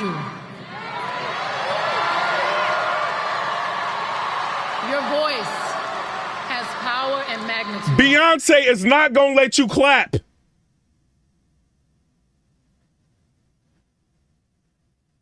No matter how much you sit, but Beyonce, it's Beyonce. She ain't letting you clap, bruh.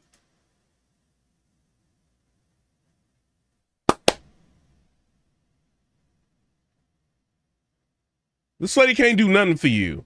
She don't want to be around you. Try to walk up to Beyonce and ask her for an autograph. Watch what happens. And I don't want to hear you say, well, try to run up to Trump. We've seen what he do. He put you on a podium. He lets you talk. How many videos have we seen people trying to run up on Beyonce? She like, get him. Get him, security. She don't want to be around y'all. Y'all out y'all mind. I've read through a lot of the positions of the vice president. All right, so this says Republican schools deranged Mark Cuban defending failing Kamala campaign point by point live on CNN. Let's listen to that. And CNN is starting to say a lot of bad words now. Y'all notice that?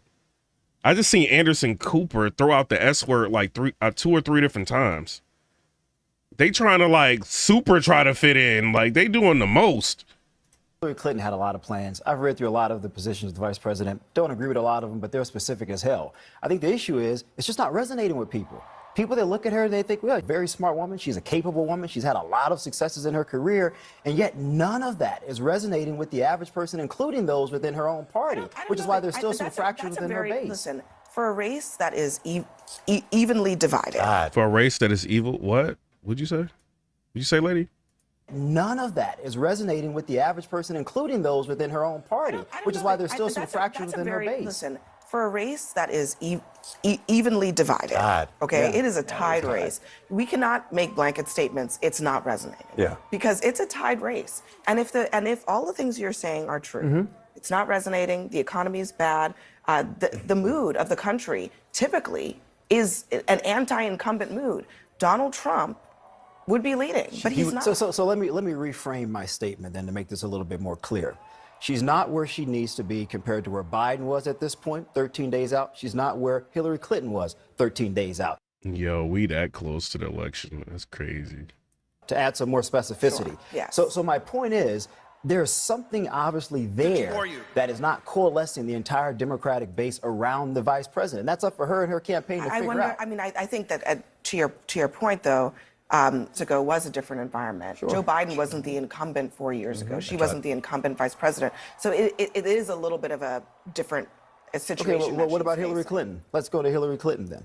Yeah. Woman, incredibly intelligent, probably one of the most experienced individuals to ever run for the office. All right, guys, so we got to talk about this pretty good debate here between Mark Cuban and Scott Jennings, in which Scott Jennings is going to school Mark Cuban on why Trump's campaign is doing well and Kamala's campaign is failing, why Trump is going to be a better president than Kamala Harris.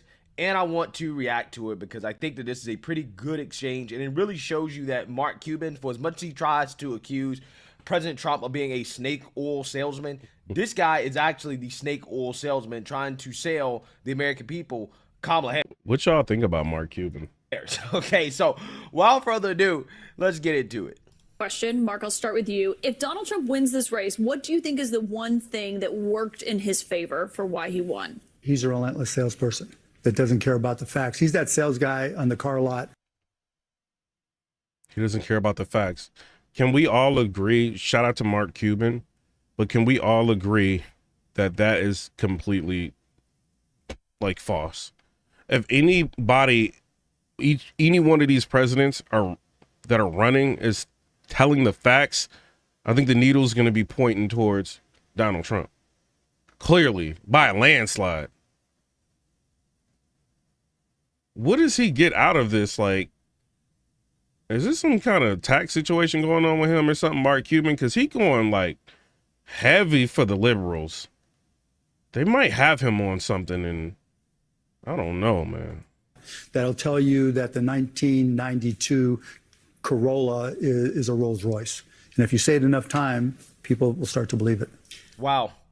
Again, the thing about these people, whether they're Democrats or Kamala Harris surrogates, they're projecting. Everything they say about Trump is the exact same thing that applies to Kamala Harris and Democrats, but is much worse, right? This guy really wants you to believe that Kamala Harris is going to be better for business than Trump, that Kamala Harris has a better business mind than Trump. That even though the country is literally going south.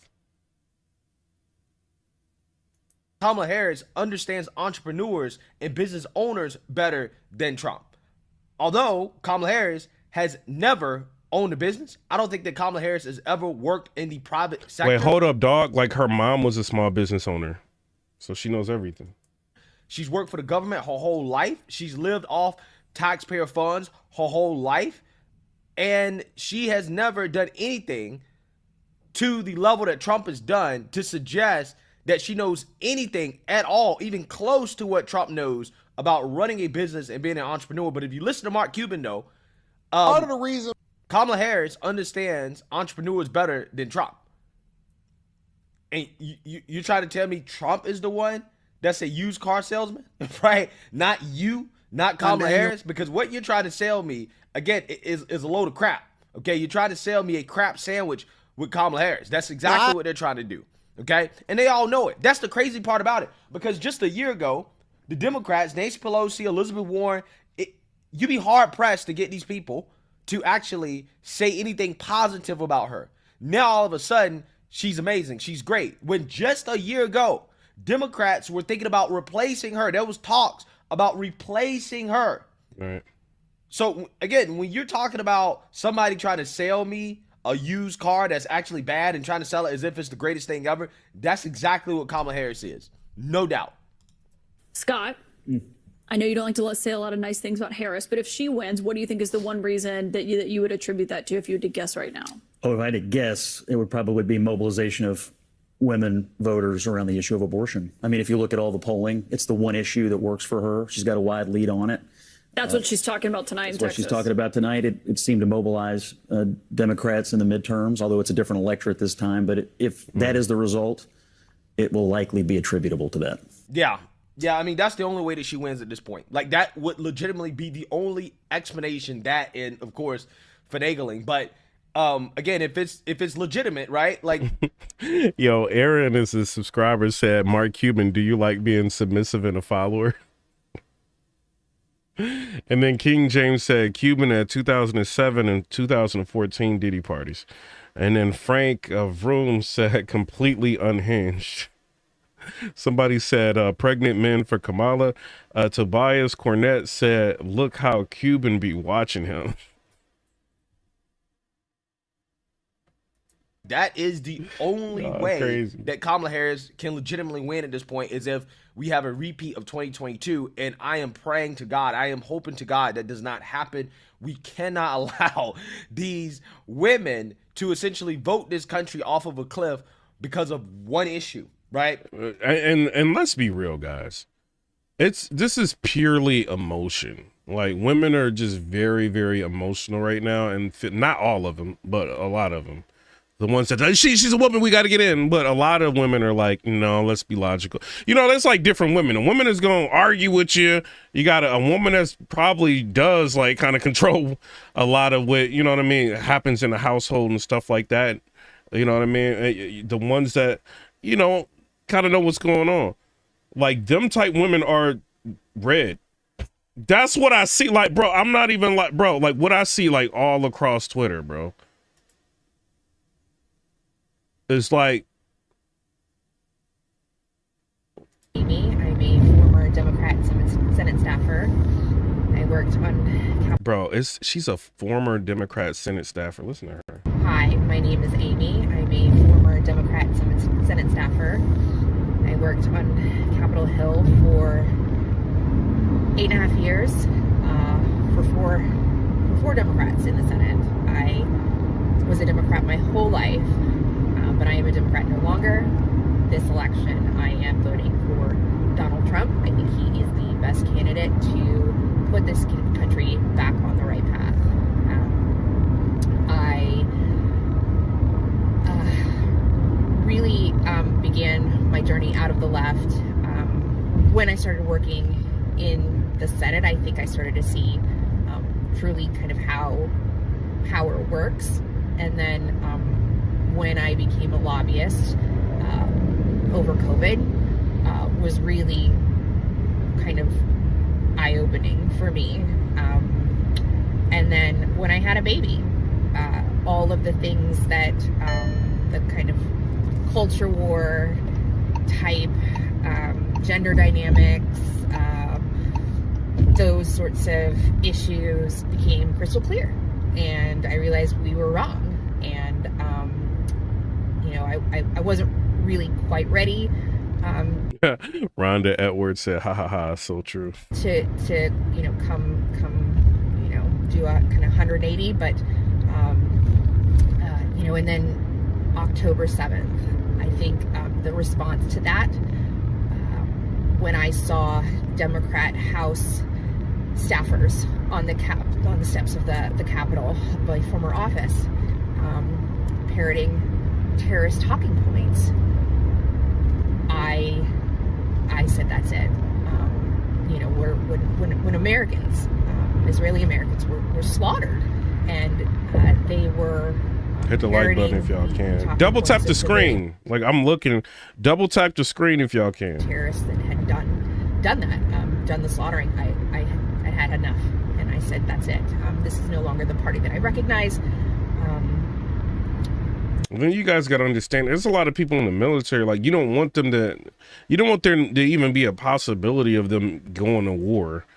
And we literally have 2 active, like, wars going on, like, in the world under the Democratic regime. So it is very interesting, man. They talk about Trump is dangerous. I don't know about that. He got rid of ISIS. An issue that Kamala Harris is not going to do anything about because she doesn't have the power as president. She's not going to have the Congress needed to codify Roe v. Wade into law. And even if she did, it's going to be overturned by the Supreme Court. Okay, this is a state's issue. Well, that's why they want to add, like, allegedly, like, I'm not going to even say allegedly because she low-key talked about that.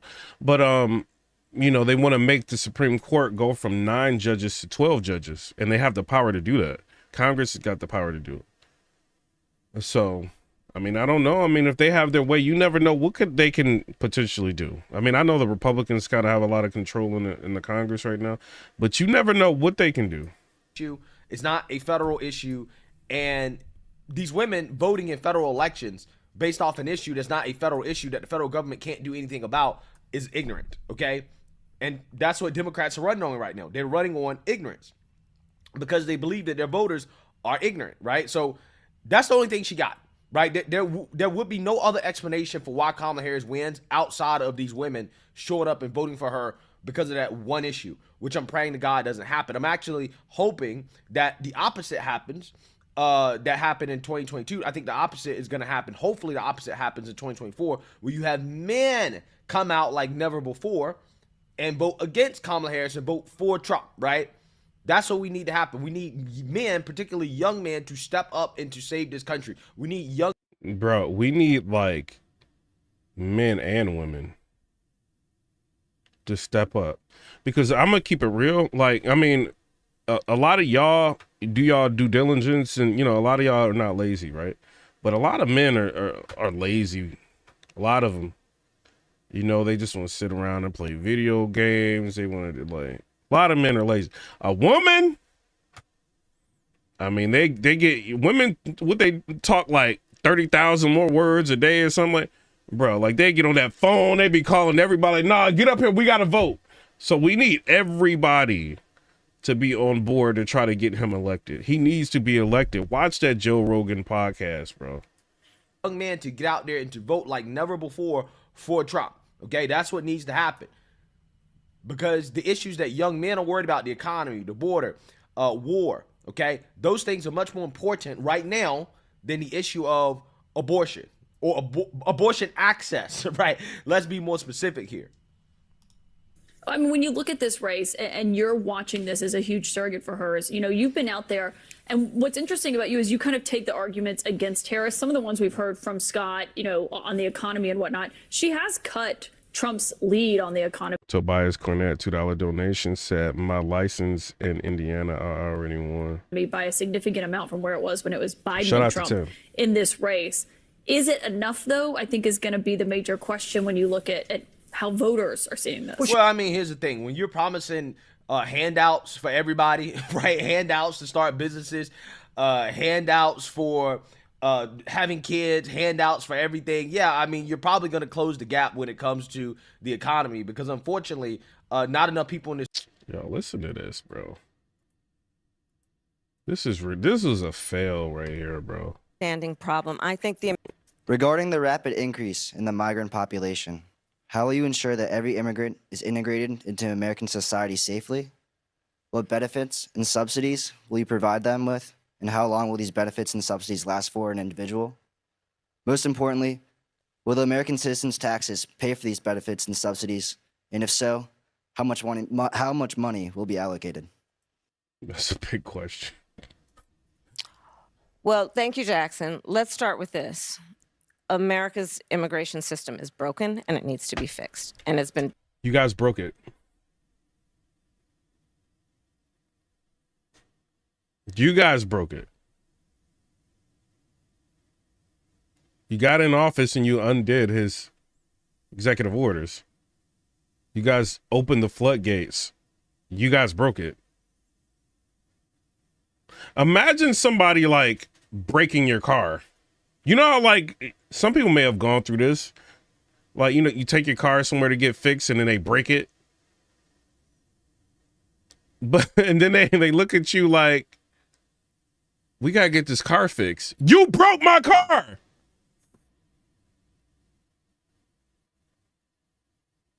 You know what I mean? Like, and they just standing there like, okay, give me more money. Like, what? This is crazy. This lady, bruh. Broken for a long time. And part of what we need to do is always prioritize what we need to do to strengthen our border.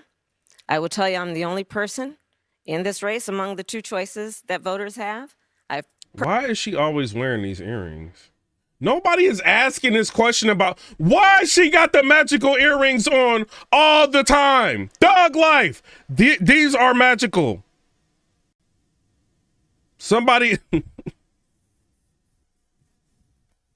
My bad, I'm sleepy. Somebody must be in her ear, bruh. Personally prosecuted transnational criminal organizations. No, she did not do that again. Bro, let's see if she. Let's go back to this question, and we're gonna see if she answers this question. I bet you she don't. Decision, Jackson. Thank you, Anderson. Hey, Jackson. Thank you for taking the time to be here too, Vice You President too. Harris. Thank you. Regarding the rapid increase in the migrant population. Look at all these people just subscribe. Y'all know I'm not lying. She always go to that. The transnational organization. She be doing that, bruh. How will you ensure that every immigrant is integrated into American society safely? What benefits and subsidies will you provide them with? And how long will these benefits and subsidies last for an individual? Most importantly, will the American citizens' taxes pay for these benefits and subsidies? And if so, how much money will be allocated? Well, thank you, Jackson. Let's start with this. America's immigration system is broken and it needs to be fixed. And it's been broken for a long time. And part of what we need to do is always prioritize. It's been broken for a long time and it was fixed almost. And then y'all came and broke it again. Shout out to Black Queen said, just subscribe. Y'all broke it again. Y'all tell me if y'all subscribed in the chat. I want to make sure y'all, you know what I'm saying? The people that just subscribe, you know what I mean? Shout out to y'all. Let me know if y'all subscribed in the chat. What we need to do. But the border was low key like fixed, but they want to say, oh, well, Trump wants to get everybody out of America. Well, Obama was like kicking people out left and right. Why can't y'all do it now? Do to strengthen our border. I will tell you, I'm the only person in this race among the two choices that voters have. I've personally prosecuted All right. S. Lynn says subscribe. Luke Anthony Jiggly said you subscribe. Middle class subscribe. Shout out to you. Dana Williams subscribe. Rhea 703 subscribe. I put God first subscribe. Jones Charlie subscribe. Christopher Sexton said yeah. Shout out to you. Shout out to all y'all that subscribe, man. I love BB subscribed. I appreciate you. And then we got, hold on, my bad, y'all. I just want to shout y'all out. Ash and Kay said I subscribed. Shout out to you. I appreciate that. transnational criminal Houston 713. Organizations. And Jen Williams. In the trafficking of guns, drugs, and human beings. I have spent a significant part of my career making sure that our border is secure and that Hold on, we're going to get to this crazy lady in a minute. Jones Charlie said, love your podcast. Hey, I appreciate you, bro. Draco said, subscribed, added. Rhonda Edwards said, I'm a subscriber. I appreciate you. Amma, we know you subscribe. Thug Life. You know what I'm saying? Shout out to y'all. I appreciate y'all. Do not allow criminals in, and we don't allow that kind of trafficking to happen and come into our country. See Sky. And as my opponent has proven himself. Hey, Sturdy FBA, you subscribe, shout out. Florida subscribe. And then Consciously said subscribe. I appreciate you, man. And then Humorous Smoke 2 said, love the cast, brother. Appreciate you. P4KK3 subscribed. And then Express AAA subscribe. Shout out to you. I appreciate y'all. And then Bull said, been subscribed. Mickey Reynolds, I haven't seen you before, so you must have just subscribed. Shout out to you.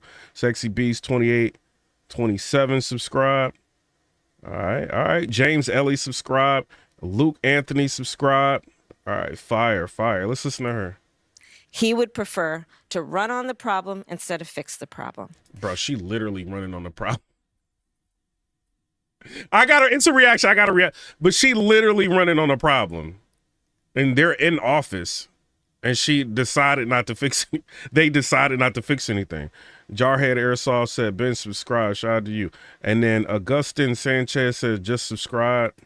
You may know there were Jakey Mad Gamer says, subscribe. some of the most conservative Dope. members of the United States Congress working with others that came up with a border security bill. That would have put 1,500 more border agents at the border. Those border agents are overwhelmed. They need the support. They need the backup. It would have allowed us to have more resources to stem the flow of fentanyl. I don't need to tell this state and people around the country what is happening in terms of the scourge of fentanyl and how it is literally killing Americans. Yes, so why did you open up the border, right? So when she sat down, and I said this repeatedly, right? She sat down was 60 Minutes. We always got to keep this in our mind. He sat there and he told her, I cover the border, ma'am. So in the past 2 years, the number of illegal immigrants coming over the border have quadrupled. So if you cut it in half, it's still double the amount of people coming in. And so you got double the amount of fentanyl coming in, ma'am. So the math ain't adding. So if it's quadrupled and you cut it in half, like, It would have put resources into stemming the flow. It would have given more resources to prosecute, to investigate and prosecute transnational criminal organizations. It would have done a lot of good. Donald Trump got wind of the bill and told them, don't put it forward. He killed the bill. well, because a lot of times you guys put a lot of pork in the bill.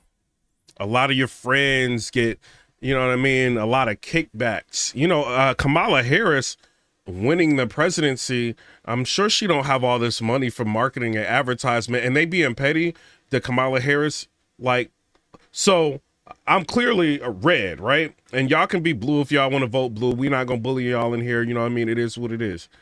They trying to run Kamala Harris ads on my YouTube. Y'all not slick, dog, like they tricking everybody. Bruh, I was like, yo, somebody was like, hey, somebody commented something crazy on your YouTube. So I went and looked, and it was a Kamala ad. I'm like, wait a minute. I'm like, who do I call? They messing up. They messing me up.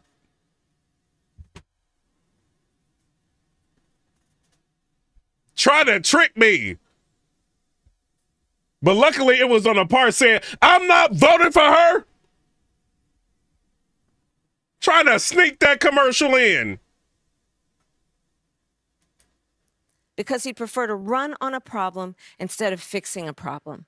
We have to have a secure border, and we have to have a comprehensive pathway for citizenship. And that includes requiring people, hardworking people, to earn citizenship and do it in a comprehensive, humane, and orderly manner. Let me ask you about that. I mean, you talk about the bill that Donald Trump quashed, that was in 2024. You talk about the bill he tried to get passed in 2021. That wasn't able to get passed.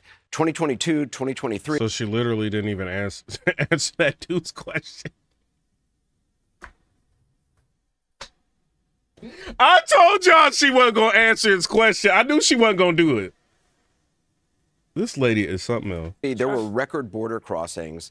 Your administration took... Hold on. So shout out to Anderson Cooper. He about to get on her helmet. Watch this, bro. Citizenship and do it in a comprehensive, humane, and orderly manner. Let me ask you about that. I mean, you talk about the bill that Donald Trump quashed, that was in 2024. You talk about the bill he tried to get passed in 2021. That wasn't able to get passed. 2022, 2023, there were record border crossings. Your administration took hundreds of executive actions. It didn't stem the flow. Numbers kept going up. Finally, in 2024, just in June, 3 weeks before the first presidential debate with Joe Biden, you institute executive actions that had a dramatic impact, really shut down people crossing over. Why didn't your administration do that in 2022, 2023? And what he means by that is like, you know, the number of people have quadrupled, but you cut it in half. So like, yeah, you massively like went down by cutting it in half, but it's still more than what, you know what I mean, it was in the Trump administration. But doing that, why didn't you do that before? Because if she would have did it before, they probably would have cut down even more on the legal immigrants coming in. So I want to see how she's going to answer this question. It's like, why didn't y'all do it before? First of all, you're exactly Somebody's Theory 23, shout out to you. Oh, I haven't even been looking. Hey, shout out to everybody subscribed. So I want to tell y'all right now, we are on a run to try to get 100,000 subscribers. You know what I mean? Like this is lovely. I love y'all. Wait up. Yo, we got, shout out to y'all, 24,896 subscribers in like 3 weeks. Y'all been killing. Y'all been hitting the like button. You know what I mean? Sharing the videos. I appreciate that, bro. You know what I mean? Y'all, it's people like y'all, bro, like getting like visibility. And, you know, shout out. I don't know how it happened, but we ended up on like Hollywood Unlocked. Shout out to y'all, Thug Life. You know what I mean? It is what it is. I posted something on Twitter, ended up on there. Shout out to y'all. right, Anderson. And as of today, we have cut the flow of immigration by over half. In fact, the numbers I saw most recently, illegal immigration But if it is was low. that But hold easy on, let with me that finish. Let executive me- action, why not do it in 2022? Facts! Get on it! Get her! Get her, Anderson! CNN is turning. Get her! Wait up! Listen to me. Get her! If it was executive orders and it's that easy, why didn't you do it before? Y'all gotta think, this is a liberal pundit. He asking like, look, she like, whoa. Anderson, hold up. 23. Because we were working with Congress and hoping that actually we could have a long-term fix to the problem. But why, but you just did executive orders. Like you said, but we were working with Congress. Then you didn't know what you was about to, you didn't know what you was doing, lady. You and Biden. We was working with Congress. You see, like, come on, bro. She bugging. Working with Congress and hoping that actually we could have a long-term fix to the problem instead of a short-term fix. You couldn't have done one and both at the same time? Well, here's the thing. We have to understand that ultimately this problem is going to be fixed through congressional action. You guys wanted to introduce a bill that had all your friends in the bill and a bunch of pork in the bill. And they probably read through the bill. Like, people don't understand, right? When they get a bill, it's like this times 2 thick. They got to read through all of that. A congressman is just not passing anything and everything.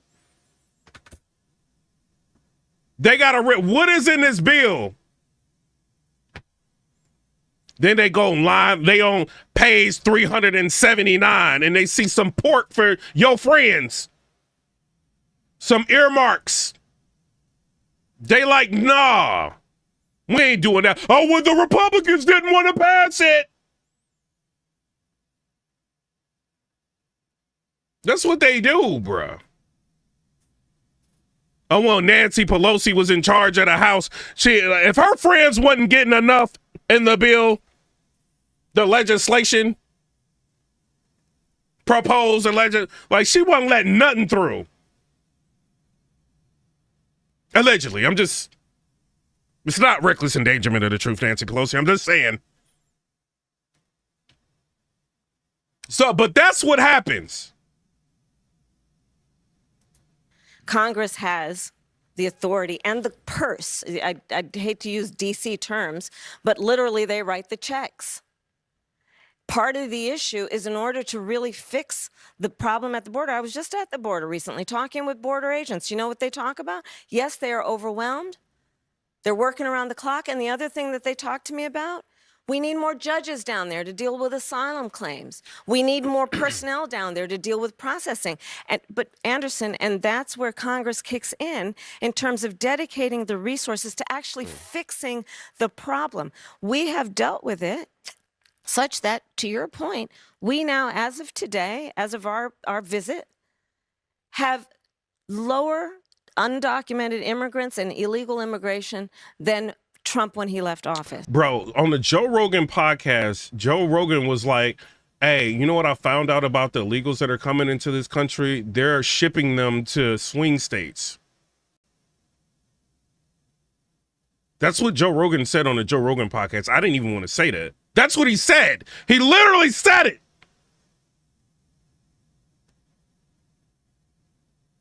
And they're trying to get rid of like voter ID. That's what Joe Rogan said. He ain't the law, but that's what he said. But then he kind of got a little bit wrong because he was like, yo, in Ohio, but Ohio's not a swing state. So Joe Rogan, you got that one wrong. Thug life, Joe Rogan, shout out. But you got that wrong. But he did say they are, I'm saying what he said. He said that they are shipping illegals to them states. And then somebody said, I'm just, Tobias Cornett, $5 donation said, I'm just a bill. Yes, I'm only a bill, and I'm sitting here on Capitol Hill. Let's let her finish this. She about to get grilled by Anderson Cooper. Let's run it back. Let her finish. Your administration do that in 2022, 2023? First of all, you're exactly right, Anderson. And as of today, we have cut the flow of immigration by over half. In fact, the numbers I saw most recently, illegal immigration. But if is it was low. that easy But hold on, with let me that finish. executive action, why not do it in 2022, 2023? Because we were working with Congress and hoping that actually we could have a long-term fix to the problem instead of a short-term fix. You couldn't have done one and both at the same time? Well, here's the thing. We have to understand that ultimately this problem is going to be fixed through congressional action. Congress has Trump, lady, the authority and the purse. I'd hate to use DC terms, but literally they write the checks. Yeah, but you're not going to ask for money to continue to build the wall because you were asked a question about the wall and you said, oh, we're going to trying to figure something out. Like, so are you just wait, bro. Part of the issue is in order to really fix the problem at the border. I was just at the border recently talking with border agents. You know what they talk about? Yes, they are overwhelmed. She was just let me show y'all something real quick. She was just at the border talking to border agents, right? Are you talking about these people? These are border officers. They are standing next to Trump. 16,000 Border Patrol officers endorse Trump for president of the United States of America. What is this lady talking about? You went to the border? Was they all gone because they like, you know what I mean? People just like, literally, we just heard Sheriff Judd in Florida with the Disney like trafficking situation literally say people are just walking over. He's finding out. And that's how they've been getting into the country. And then one of the informants let him know like the government was actually giving them money. Like, I mean, don't take my word for it. It's like a press conference, the sheriff, and then did a bus with the Disney bus that nobody wants to put it on their channels. And now I get it because they hit you with a copyright. Thankfully, YouTube removed it because they rock with me. Thug life. But Border Patrol officers, not to digress, there 16,000 border officers endorsed Trump. You can go to the border all day long. You ain't gonna give them no money. What they need, that's why they're here. They need the money. Let's listen to what they gotta say. America, I have a message for you. If we allow Borders R. Harris to win this election, every city, every community in this great country is going to go to hell. The untold millions of people, unvetted, who she has allowed into this country that are committing murders, rapes, robberies, burglaries, and every other crime. Remember when Laura Trump did an interview with the Breakfast Club and she was talking about this problem that the wall is being knocked down and all of that, and she was talking about the problem, and she was saying 50% of the women around that area are being R-word. Then she said the hospitals around that area are overrun with illegals because they're hurting themselves, like coming across the border and different things going on. We're gonna get to the super chats in a minute. Shout out. Y'all remember that when Laura Trump like was sunning like Charlemagne the fraud? Then she said, like, if you're a woman and you live around that area and you have to give birth, you got to drive 2 hours away to another hospital in order to give birth because all the hospitals are overran. So when this guy is telling you, he's a border patrol officer, that there's a problem in your beloved country is going to go in the wrong direction, you might want to listen to him. Listen to me. Listen to him.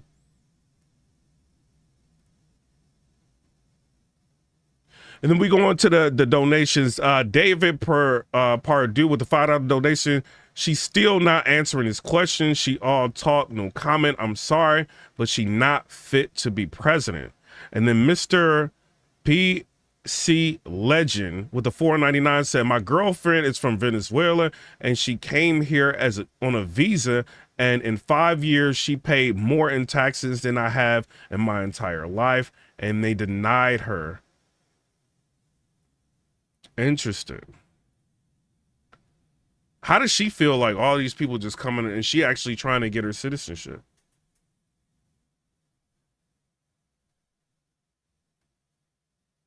She came here on a visa.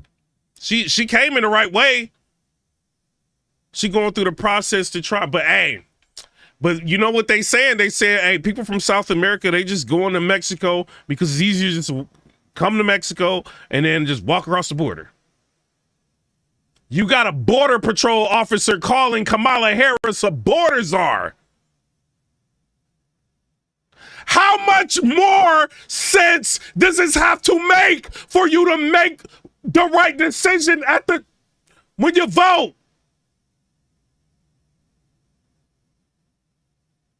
I live in Nashville, Tennessee. There is a street, it's called Nolensville Road. Go to Nolensville Road. It looks like Mexico. Go to Murfreesboro Road. Parts of it looks like Mexico now. Like, bruh, they don't even, you get lost. You don't have no direct, they don't even speak English over there. And it's growing rapidly. I mean, all of these people are being like processed correctly. That fast? I don't know. Just saying. And then Jarhead Airsoft with the $1.99 said, listen to me. Shout out for sponsoring it. Y'all is sponsoring it. Shout out to y'all. A border patrol officer calling Kamala Harris a border czar. Also, we about to get right back to her, but I want y'all to let me know in the comments. This is kind of off subject, but people asking me to go see that the Terrifier 3. Let me know if y'all seen that in the comment section. This is not sponsored. I'm thinking about going to see the movie. Tell me if it sucks. It is what it is. But we're going to get back to her. The borders are working around the clock. And the other thing that they talked to me about, we need more judges down there to deal with asylum claims. We need more personnel down there to deal with processing. But Anderson, and that's where Congress kicks in terms of dedicating the resources to actually fixing the problem. We have dealt with She's not dedicating resources to these people. Somebody said they walked out of the Terrifier 3. I figured that we're going to get back to this. Sorry, my bad. Thug Life. Somebody said, nah, it's good. Like, I think, because y'all know, like, movies be like TikTok hype. I don't know if TikTok trying to trick me, bro. Like, I don't know. I'm thinking about going to see it. Like, I don't know. I keep getting asked to see it. But let's listen to him talk about the borders are real quick. America, I have a message for you. If we allow Border Czar Harris to win this election, every city, every community in this great country is going to go to hell. the untold millions of people, unvetted, who she has allowed into this country that are committing murders, rapes, robberies, burglaries, and every other crime, Wow. will continue to put our country in peril. Only one man can fix that. That is Donald J. Trump.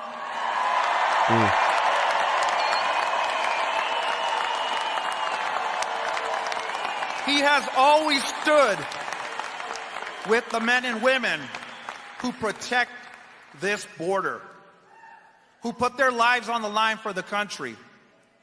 A man who knows about putting his life on the line for what is right. This November, we have a choice to make. Continue the chaos, allow the criminal cartels to control the border, to allow drugs and fentanyl across our country, or put an end to it once and for all.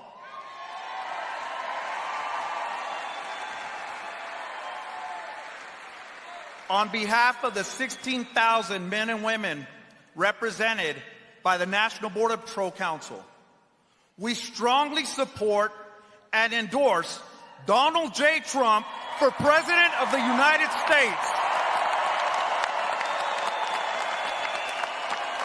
But like, seriously, go watch that after this, the Joe Rogan podcast, and listen to when Donald Trump talks about terrorists. Like, I think he like brought up like President McKinley, and he was like, yo, he was he loved doing terrorists and all. Like listen to how he talked about that. Such that, to your point, we now, as of today, as of our visit, have lower undocumented immigrants and illegal immigration than Trump when he left office. That's true. But we need a permanent solution, and that requires bipartisan work. Do you wish you'd done those executive orders in 2022, 2023? I think we did the right thing, but the best thing that can happen for the American people. She think they did the right thing, y'all.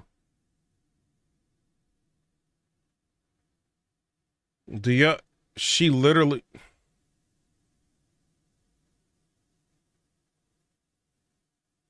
Jesus.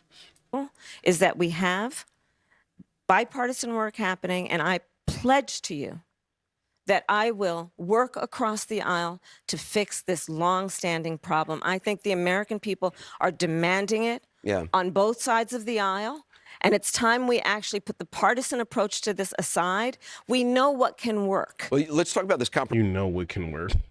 Hey, David Pardue with the $5 donation said, if she win, I feel like there will be another civil war. I live in Aiken, South Carolina. When the hurricane hit us, Trump came first, then her a week later. Bro, she's even trying to piggyback off of Trump's like no taxes on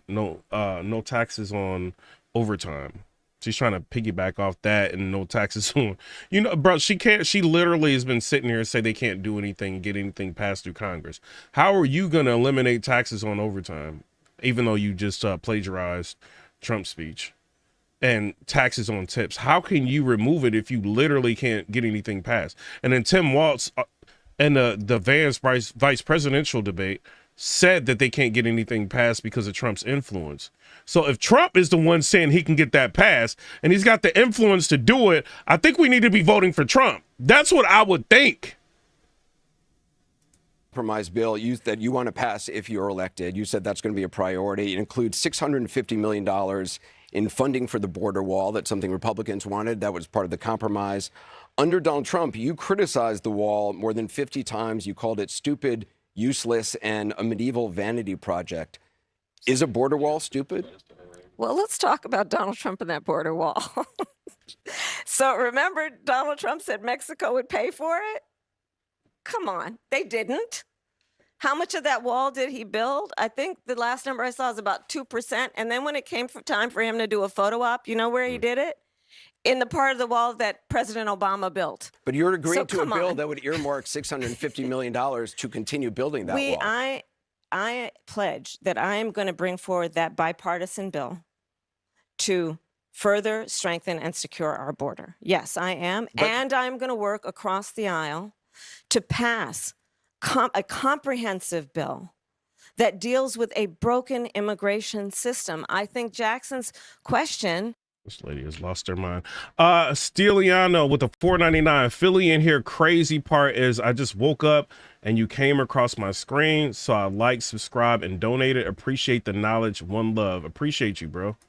Part of it was to acknowledge that America has always had migration, but there needs to be a legal process for it. You know what's weird? Like, Trump is older than her, and I think he's more...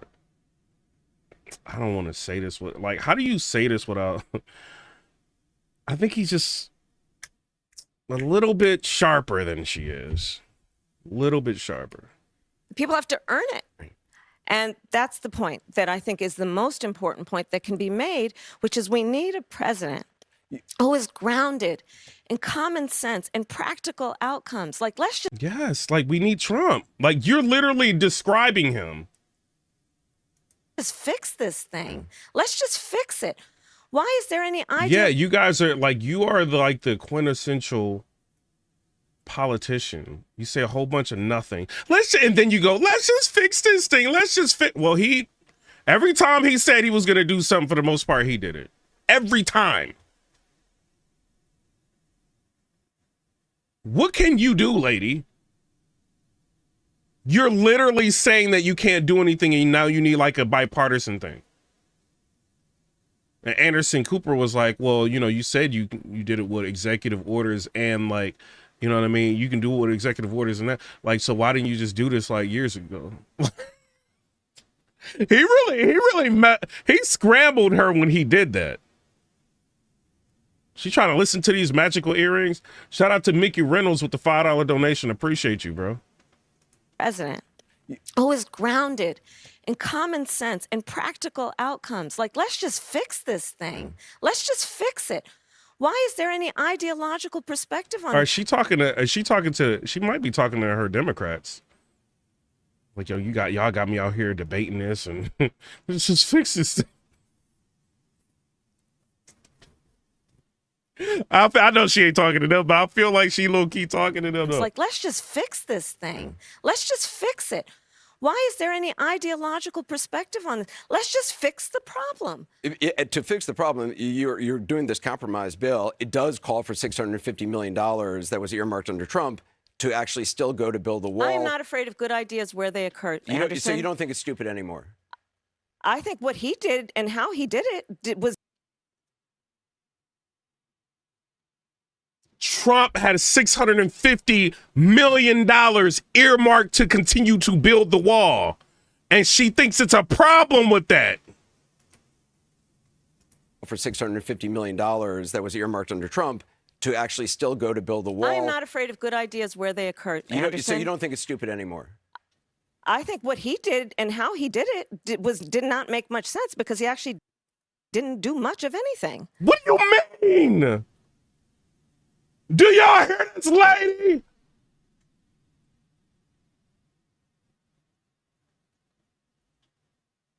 Let me run this back for people that just came in here. Listen to her.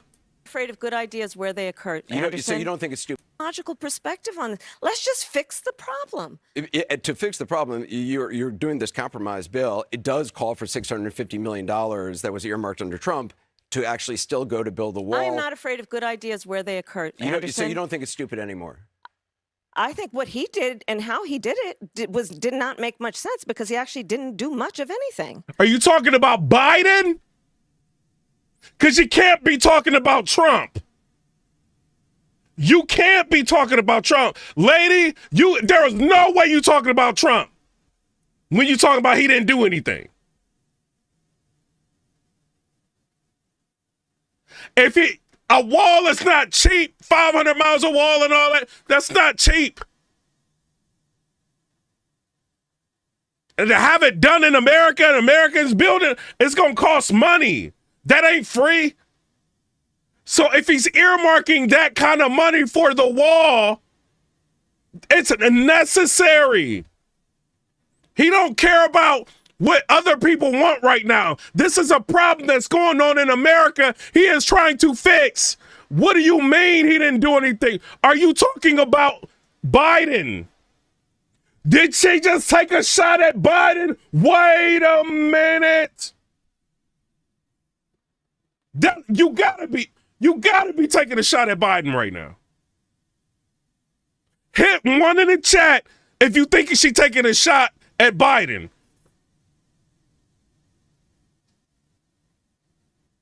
She probably like, look, like Biden didn't do anything. He didn't do anything. Or am I misconstruing this? Because she cannot be talking about Trump. That was earmarked under Trump to actually still go to build the wall. I am not afraid of good ideas where they occur. So you don't think it's stupid anymore? I think what he did and how he did it did not make much sense because he actually didn't do much of anything.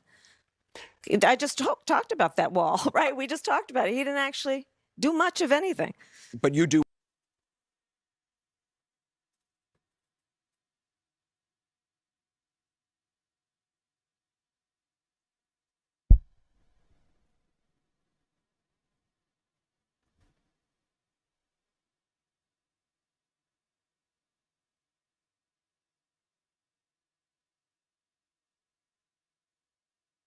You want to build some wall. I want to strengthen our border. She do not want to build the wall. Do much of anything. But you do want to build some wall. I want to strengthen our border. You don't want to build the wall, lady. She doesn't want to build this wall, y'all. She don't want them people that's coming over here to think she gonna build the wall back. She should have said, yeah. All right, we just talked about it. He didn't actually do much of anything. He did a whole lot. Because what he did actually had impact, because when you undid it, the number of people coming over quadrupled. Mickey Reynolds with the $5 donation. She's talking like she has an earpiece in because she hasn't did any word salad yet. But you do want to build some wall. And then Jen Williams with the $5 donation said she is not a governor or a senator running for president. She has been a huge part of the downfall of America for the last 4 years. Nothing will change. Thug life. Shout out to Jen Williams. Shout out to you too, Mickey Reynolds. But shout out to you. I don't think nothing gonna change with her. This is more of the same. Even SNL is turning on her. CNN just turned on this lady. She gonna go off on Anderson Cooper when they go in the back.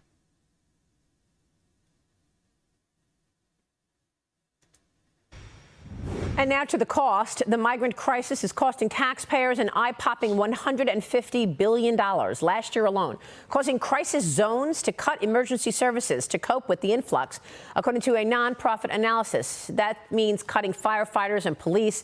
They may be even more headed this way right now if Kamala Harris wins the White House. Hundreds of thousands of migrants are reportedly being held in Mexico until Election Day, awaiting the outcome to see if they can, in fact, enter the country. Meanwhile, this is crazy. Shout out to Clayton Pegram with the $5 donation. This is crazy. Department of Homeland Security. Bro, like Venezuelans are taking over like apartment complexes in Colorado. Like, this is crazy, bro. Security says more than 600 illegal migrants could be tied to the dangerous Tren de Aragua gang from Venezuela. Experts are warning that estimate could be low because Venezuela does not share information with the U.S. No kidding. Bro, I can't even show what they... Kidding.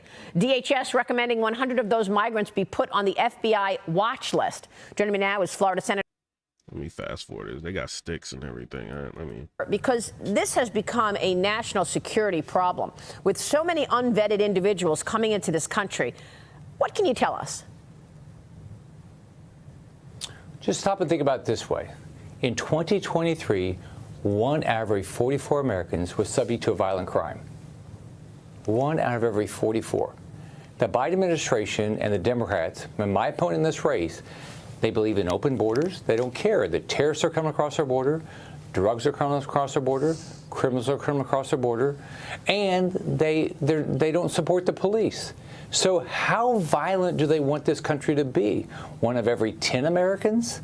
So hey, they don't care about us anymore, bro. They don't care about us at all. If you come over here the right way, thug life, we rock with you. But they don't care. It can be controlled, but I think they want to give all of the border money to Ukraine. And that whole, you know what I mean? I can't even say the other word because, you know, it's so, internet be so censored. You gotta watch what you say. You know what I mean? About people, you know what I mean? But I think that's what's going on. They're like, yo, we got to dump as much money as we can into Ukraine and other place. Thug life. Who cares what the Americans think? Just take some of that border money and the border agent's going to cry about it for a minute. Don't nobody care? Come on, man. here's what's going to happen. Donald Trump is going to win.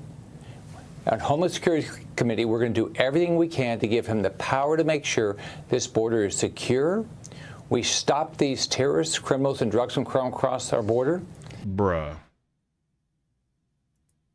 And if you're violating the law in this country, you're... Bro, this looks like they about to throw a parade, bro. Thug life! Y'all going to the parade? Y'all going to the Break into America parade? Is that what y'all about to do? On election day?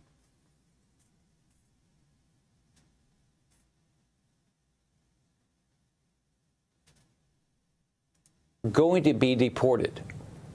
You're going to be sent out of this country. This has to stop. I mean, I think about it for my grandkids. I mean, how safe are they in this society? And I don't get these Democrats. Like, my opponent is all for open borders. Oh my God! She wants to give money to illegals and raise our taxes. Nah, bruh.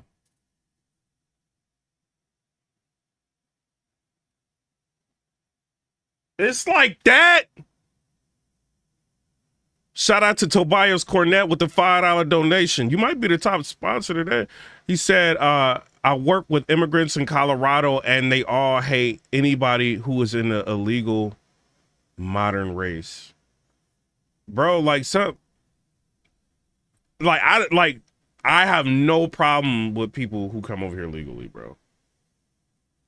And I can't believe Kamala Harris sat there on Univision and allowed that lady to guilt her. Like, what are you going to do to make sure people that live in the shadows get the health care that they deserve, Kamala?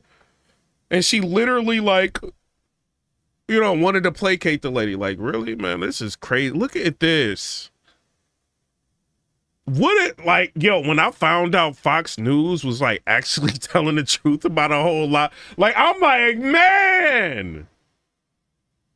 Because I used to be left, bro. I used to be believing CNN and MSNBC and CBS and all of these people. I used to watch the Young Turks.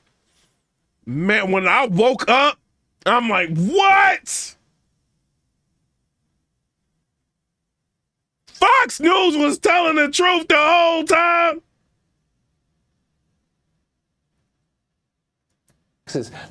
Who are these people?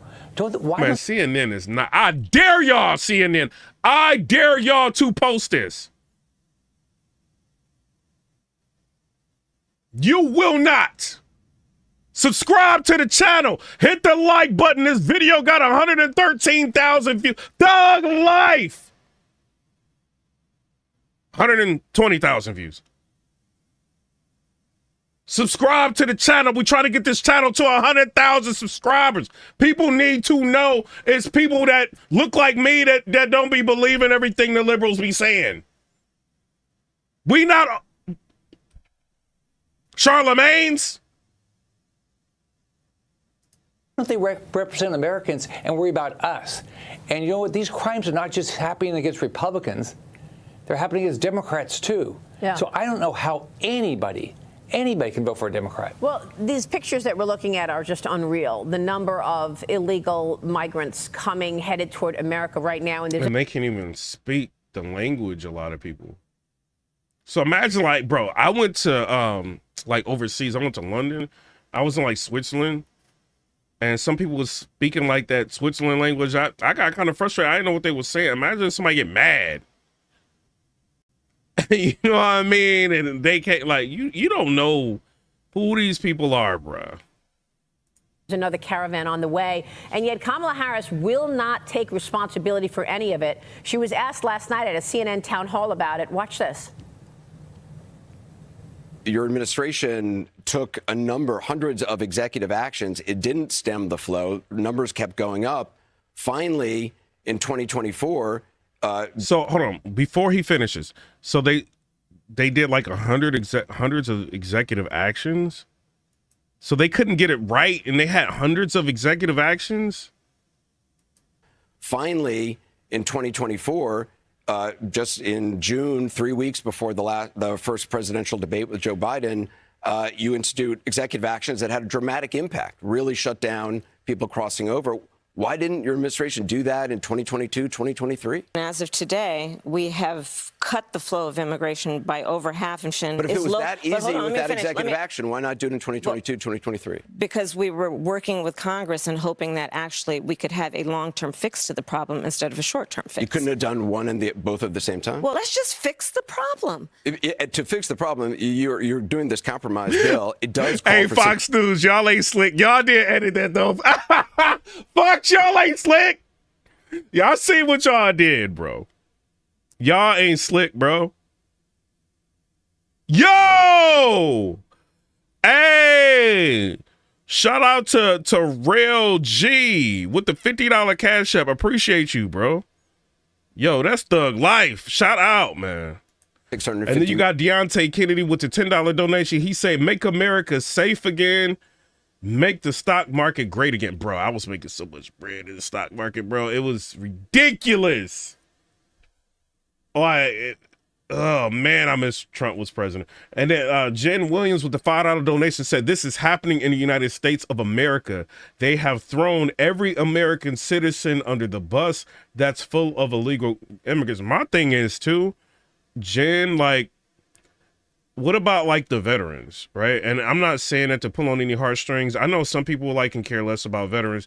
Like, the people that actually fought for this country, like, lost limbs for this country, like, and then having issues getting things to be approved, like, healthcare-wise, and they just giving our money to... This is crazy, bruh. The problem... And I feel some type of way about that because I watched the movie Midway. It's one of my favorite movies. I watched it again. And, like, yo, veterans, like, a lot of these dudes, man, like, they put, man, everything on the line to save us. You know what I mean? Like, in multiple different situations. So, like, this is, like, these people, like, have control of your money, and you can't even really tell them what to do. The only way to tell them low-key what to do is to vote them out. Like, yo, we don't like what y'all been doing. We going with another president. That's how you, like, get rid of people like this. They are literally giving away all our tax money to Ukraine. They're literally doing it in front of our face. And then we literally just had in North Carolina, the hurricane literally just happened, and people still going through it right now. Literally. Just because she's standing here don't mean people's houses magically appear. This ain't a video game, dog. $750, they still scraping and scrambling trying to find a way. And she's sitting up here smiling. And she gonna go back into that situation room and kind of situate how many more billions of dollars they gonna send overseas. And this is why she has this. Shout out to Deontay Kennedy with the $10 donation, said, I'm a disabled veteran and it's hard. Yeah, like your medication should be free. I don't care like what people think. Like veterans medication should be free. Should. It's ridiculous.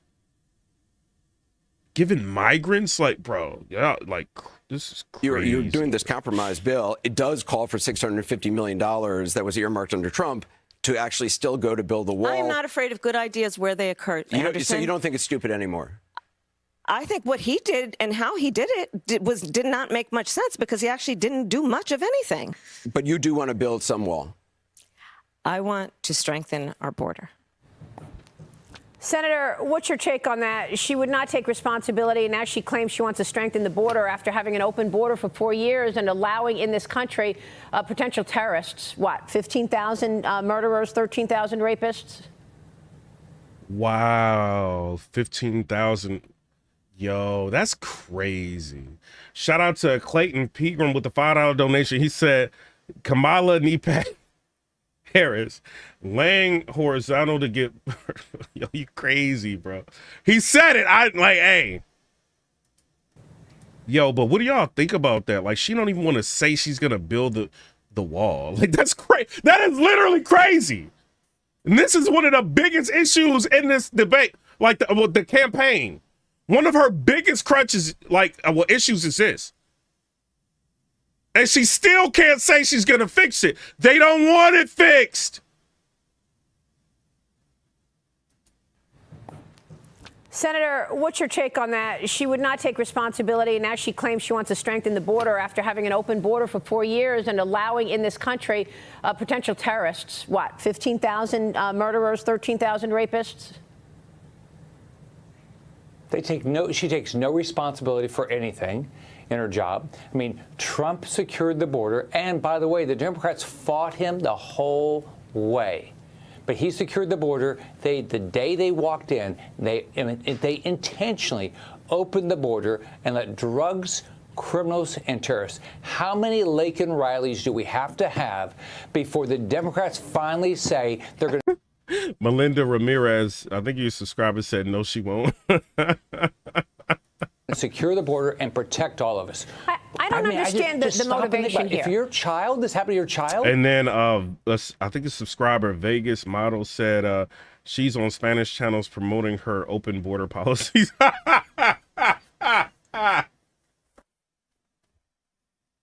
Yo, we really seeing this in real time. This is crazy, bruh.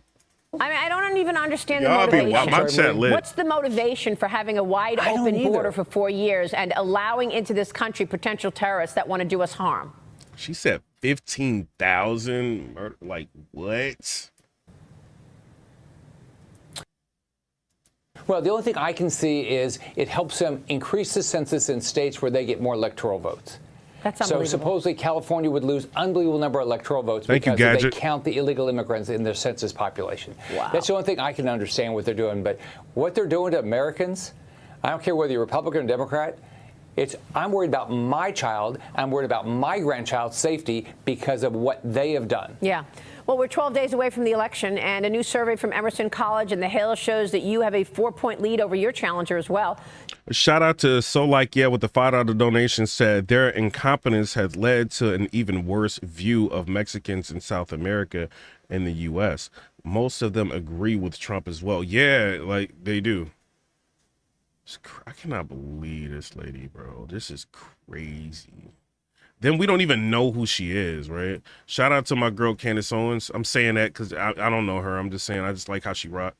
She's still going in on, she finding out all kind of stuff about Kamala Harris. Kamala's 23andMe results everything but black. Yo, what? Look, I grew up in the middle class. Yo, we can't even play this. She probably got like look at she about to do that. I grew up in the middle class. Look at Candace Owens' face, bro. She be cracking me up, bro.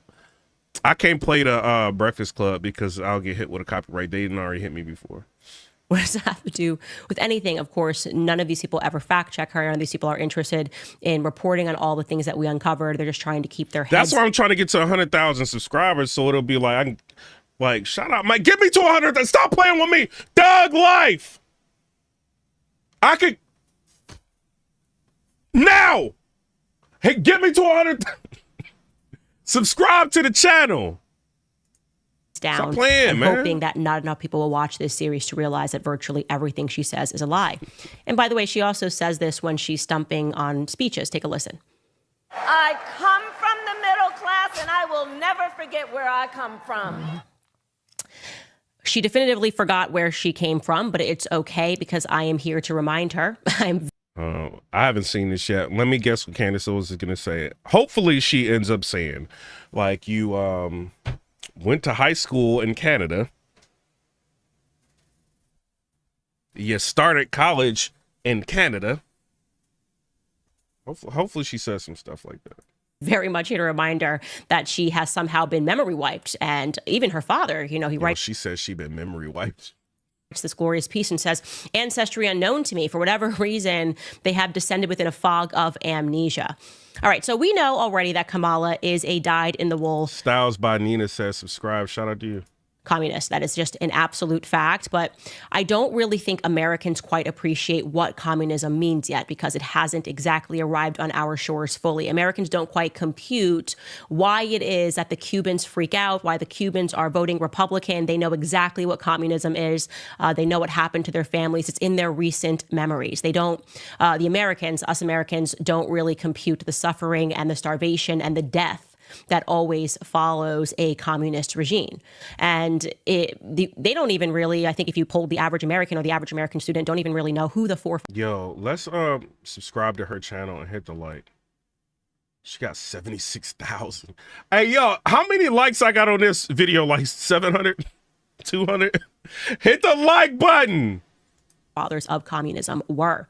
So I'd already explained this in a former episode, but essentially those that were involved in the slave trade and were reluctant to let it go, when they said, okay, never mind, no more, it's been abolished, it would make sense that they then became communists, right? Okay, well, if you're interested in controlling people and you want to really own people, and you now recognize that you can't physically enslave those people to do your bidding, well, then you realize that you have to then control the government and enslave them in almost a sneakier way. So in a slave master environment, you are the master, you force the slaves that you own to work, and then you reap all the benefits, right? The slaves are poor, maybe they're living in tents, whatever it is, and you are everything that they're picking cotton, you're taking the cotton, you're selling it, and you're making tons of money. You've got this amazing plantation. In a communist government, you get dumb people to vote you in. Like, you're still the masters, but you're like, okay, we've got to get in. Somebody said leave a comment so she can plug with us. Hold on.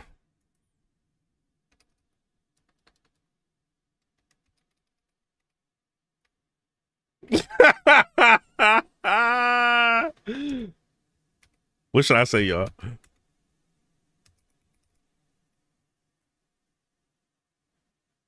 Candace, keep going.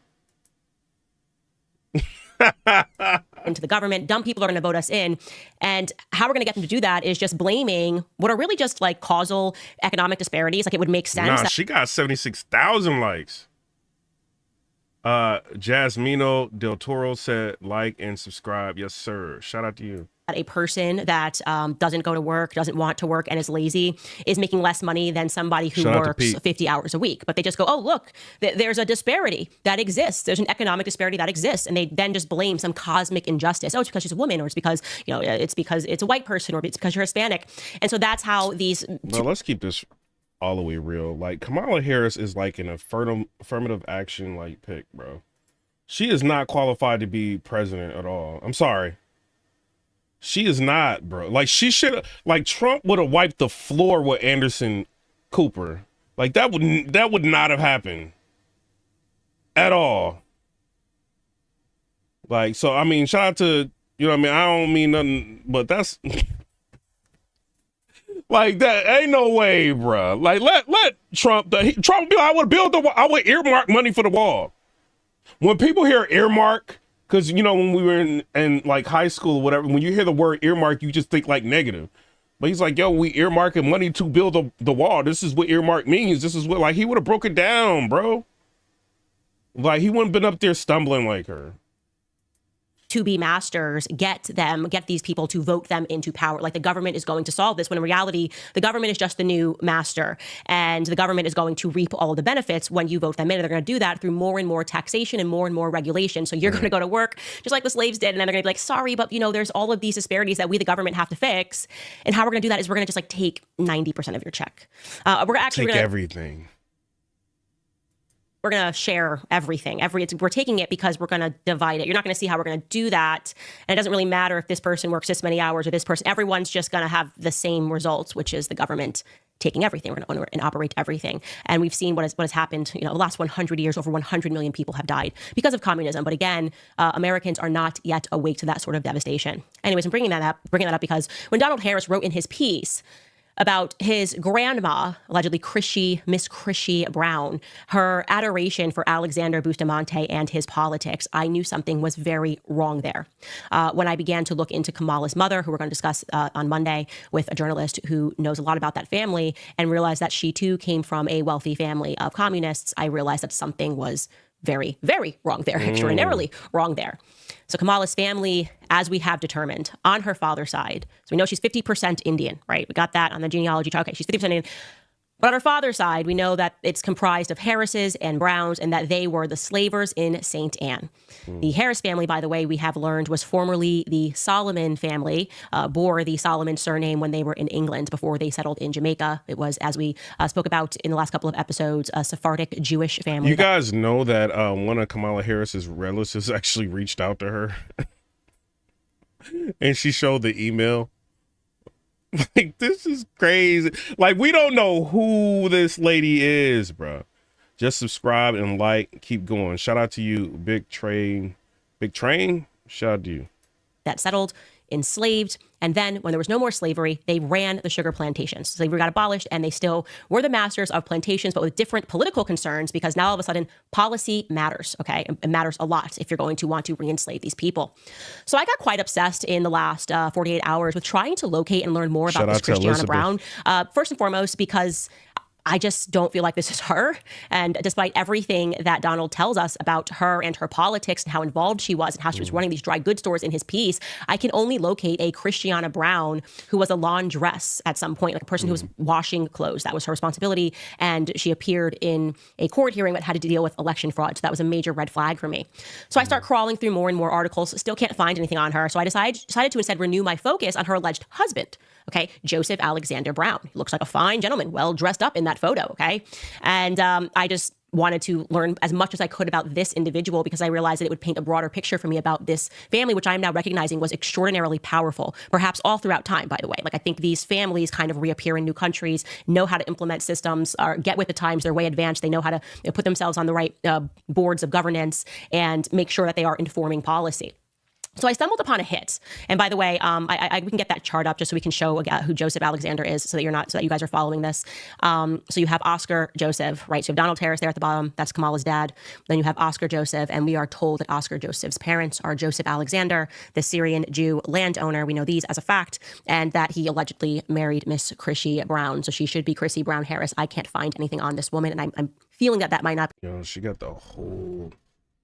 Joseph Harris, Albert Harris, Joseph Alexander. Yo, that's fire, bro. Hey, and I think Judge Joe Brown has some information. She ended up interviewing him. Y'all know Judge Joe Brown cannot stand Kamala Harris. And Judge Joe Brown said that he's got like a bunch of like documents or whatever in his attic that was there like when he was married. He thinks his ex-wife or something may have put it in his attic about Harris. And Candace Owens is saying like, yo, I want to go to his attic and actually rummage through things to try to find out like these files or whatever he's got on Kamala Harris. So I'm interested. Like, she is taking a deep dive. She said she was going to like maybe take a look at Tim Walz. We're going to get back to this. And I hope she does, because I want to know like more about him and what she can find out. Obama dodged a bullet, bro. Like, he did. Like, if she was lit like this and Obama was running, he would not have won that election, bro. He wouldn't have. Be a picture of her. I don't know if these two look like they're exactly a match to me, but perhaps they are. Anyways, so I'm looking for Joseph Alexander Harris, and I do get a hit about a Joseph Harris, and it was a wedding piece. And I'm going to show you that, pertaining to a woman named Adele Harris, and this is in the Kingston Gleaner, and it informs us that at the Sacred Heart Trinidad, Port of Spain, on the 20th of September, and by the way, this is in 1906, by the Reverend Father Casey George Gonsalves. Y'all lying to me. Y'all said I got 700 likes. Hit the like button. Double tap the screen. Stop playing with me now. Stop playing. Subscribe to the channel. Hit the like button. Thug Life. Stop playing. She got 77,000. Oh, look. 77,000 likes. Can I get 700? She got she got another 100,000 subscribers in like 2 days. She had 2.7 million. Like the other day when we reacted, bro, her YouTube is flying up. Can I get 100,000? Dang. Got married to Adele Matilda, the granddaughter of the late Joseph Gadget. Harris of Brownstown, St. Anne. Okay. So for clarity, Adele would have been the cousin to the patriarch Joseph Alexander. Again, showing you this on the chart because now you're seeing, I'm going to tell you why this woman became of interest to me. I don't have a picture of her, and just showing you like that just would have been the cousin of Joseph Alexander. So this became of interest to me because of something else that I found out about her and her family. So, and I'm going to go back and tell you, my husband always leaves like books on the bedside that he wants me to read. And a while ago, like kind of actually when we first got married, my husband made me read this book, which was entitled The World for Sale. It was sort of like an early baptism for me into the world of commodities. It was a very interesting read, really just to understand that our viewpoints are so molecular when we are reading the news and trying to digest world events. Really, everything revolves around commodities. Like what is for sale in the world? Okay, is it human? Is it human cattle? Okay, then everything that's happening, you can war. Bruh, she got almost 1 million views. She is killing it. Politics, policy is all going to be based on that. And they kind of shut the rest of the world out. Like, so you don't realize that they're really going to war because they want oil, right? They're telling you it's really because there's a terrorist here or there's a terrorist there. You don't realize people are really going to war because they found gold. But you're hearing like it's, I don't know, maybe they wanted to expand into a different territory. Everything you learn in school is just a nice little fairy tale, that's really just designed to make you feel and think that there was like this human emotion behind all of these wars that are happening and things that are happening, when in reality, it just comes down to commodities and what is for sale and who can make money and how. So you have to imagine during this period in Kamala's life, right? Her family was at the top, as far as we can go back, they were at the tippity top of the agricultural revolution, followed by the first industrial revolution. Like they owned slaves, right? So they were extraordinarily wealthy, like I said, and you're not just going to let that, wealth go. You're not going to be like, okay, well, now they abolished slavery, so I'm good with that. So we know what followed the first industrial revolution was the second industrial revolution. So if you are a slave owner and you are looking to make sure that you maintain, I just subscribed to you, Elizabeth Turner. Shout out to you. Your wealth and your influence, what is the next industry that you're going to get into during this timeline? The answer to that is oil. Oil kind of became the next big thing to get into. And so I couldn't find anything about Adele, but then I did learn that this family, for whatever reason, decided to become Catholic. Maybe they were compelled by faith. We had discussed that even on the Bravo Harris side, that suddenly everyone kind of converted into various Christian denominations, this one being Catholic, and they got into the oil industry. And I found this because Adele had a child. She had 2 children, and one of them had a very thorough obituary written about him on an ancestry site, and that person was George. Again, I can show you this chart. Here he is. This is in memoriam. It says Vin. He went by Vin, but his name was George Vincent Gonsalves. Okay, so despite the fact that he was an English Jew, they converted to Catholicism, and now they've kind of got this Spanish last name. Okay, look at this obituary. I'm going to tell you why this matters to me. This is our dad, George Vincent. Oh, she about to read dad, Vin Gonsalves, was born on the 13th of July, 1914 in the Great House at Marble Hill near St. John's, Antigua. He was the 3rd child and the 2nd son of planter George Reginald Reggie Gonsalves and Adele Matilda Harris, the first to be born in Antigua. His elder siblings were both born in Jamaica, as was his mother. So every side of the family, they were involved in commodities. Dad attended Antigua Grammar School until he was 10, when dark clouds changed the family life drastically. Our grandfather sold one commodity, cane sugar, as we know. They were all running sugar plantations in Kamala's family. And he dealt with Red Path Sugar Company in Montreal. By the way, I think that's going to be a clue. I tend on exploring that over the weekend. He had a sister, Sarah Mildred, in Montreal. Her husband, Reggie's brother-in-law, Antonio Rodriguez, appears to have handled some of his business there. In the early 1920s, cane sugar became a depressed commodity. Beet sugar was produced cheaper than cane sugar could be. Cane sugar production was very labor intensive. The 2 family estates ran up huge debts. Then disaster happened. Reggie died. Our grandmother had no business experience. With the help of her brother-in-law, had to liquidate the estates for little or nothing in return. Adele decided to move to Trinidad with her 5 children. Life was not easy for them. I don't believe that. But they were able to survive on little. The depression started early for them. By 1931, the eldest of my father's siblings, Mary Louise, married a wealthy Venezuelan and went to live in Caracas. Okay, that is of tremendous interest to me. So instantly I said, okay, Oil. That's very interesting. And I can't find this Mary Louise. I did find her birth certificate. She was actually born Maria Louise. Here it is right here. She was born, Marie Louise, and the last name is Gonsalves. She was born in Jamaica. All of that checks out. And then she virtually disappears. And were it not for this obituary, you would not be able to attach her to her brother or her You better subscribe, Honey69, Thug Life! parents, because they have wiped any trace of her being attached to her parents on all of the ancestral sites. Like when y'all also make sure y'all like comment on the video too, like on the replay. You know what I'm saying? That's when I can like, you know, kind of like comment back and talk to y'all back. You know what I'm saying? Like, so when this finishes processing and everything, comment. It might take me a little bit, but I'll get back to y'all and I'll comment and look at him up. It doesn't say that he has a sister anywhere. But fortunately, we found this obituary, which was really done by the other side of his family. Anyways, the second portion is interesting too. So the sister is married into oil in Venezuela. And let's see what he did. Vin worked with Esso, an American oil company, in the accounting department and rose to the position of comptroller of accounts for the Caribbean area. His employment took him, Madge, and their 3 children to reside in Santo Domingo, Cuba, and Miami, where he finally retired to reside. Elizabeth funny. She said that's how I subscribed. Elizabeth, you better subscribe too. With his wife and family. This, apart from an initial spell of duty in Trinidad, Vin was highly regarded by his employers, who depended on his utter reliability, okay? All of his employees, and business acquaintances and friends regarded him with respect and endearment. So he had employees, he's working for an American oil company. This guy's high up. Now, this last piece gets super interesting. On his last foreign assignment as chief accountant for Esso in Havana, Cuba, Vin, Madge, and their 3 children were among the huge crowd to welcome and congratulate their new leader, the victorious Fidel Castro, when he arrived in the Havana waterfront on the famous boat Granma. Meticulous Vin, who kept detailed records of certain events, also had a comprehensive library of home movies. Yeah, we got 704 likes. Thug Life. You know what I'm saying? Shout out Thug Life. Yo, she is going in, bruh. I know Kamala Harris is shaking in her boots, bruh. Anytime anybody mentions her, like, mentions Candace Owens, bro. Like, they are trying their best not to mention Candace Owens everywhere Kamala Harris goes. I can't wait for somebody. I think Joe Rogan would do it. He said he's still, like, willing to do an interview with her. I think he would do it. What do you think about Yo, she can't control Joe Rogan. She can't, bro. She cannot go on there. They're going to ask her. Joe Rogan is going to be like, yo, what do you think about Candace Owens, like, making all of these videos? She got millions of views talking like, yo, nah. Kamala cannot do that.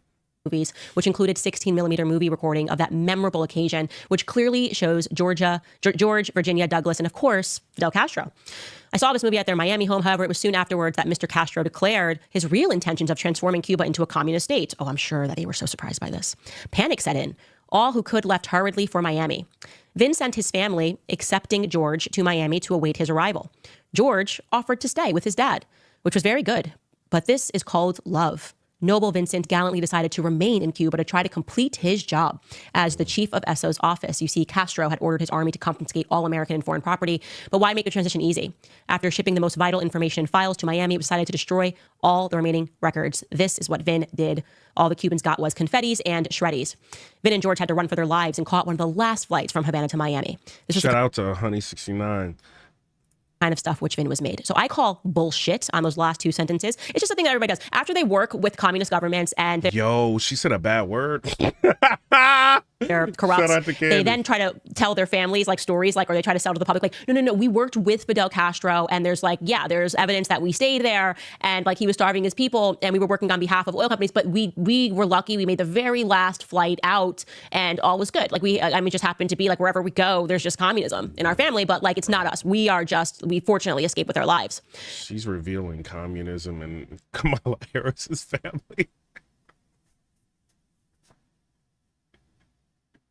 She taking this to a whole new level. They gonna have to scrap, bro. They gonna have to duke it out, bro. Ain't no way you about to be revealing my family is like communist, bro. Like, this is beyond politics. We got if I'm Kamala, I'm sorry, I'm not voting for it. But if I'm Kamala, I'm like, Candace, it's going down. I would call The View, like, Oprah. I'm about to call this chick out. Like, that's what's it's going down, bro. Candace No, I wildin'. smell- And she got like almost 1 million views on this. Oh, man.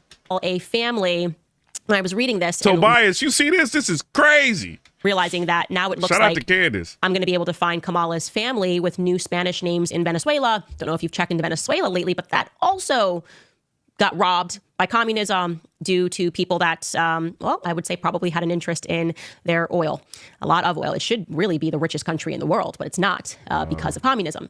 And so I just don't like that everywhere this Harris family goes, communism accidentally follows, okay? So I am... Yo, she is cooking Kamala. Yo, I wish Donald Trump would have made her his VP. They should have did that if he would have made her his VP, bro. Oh man, she would have went up there like, yo, I challenge Kamala to a debate. Thug life. Like, bruh. I'm looking for this Marie Louise who married a wealthy Venezuelan. I also strangely found the last name Castro as I was trying to search through some records. And I think this is actually really important. And even though we're talking about... I'm not about to... Don't tell me to calm down. I'm not calming down because Candace Owens is wilding.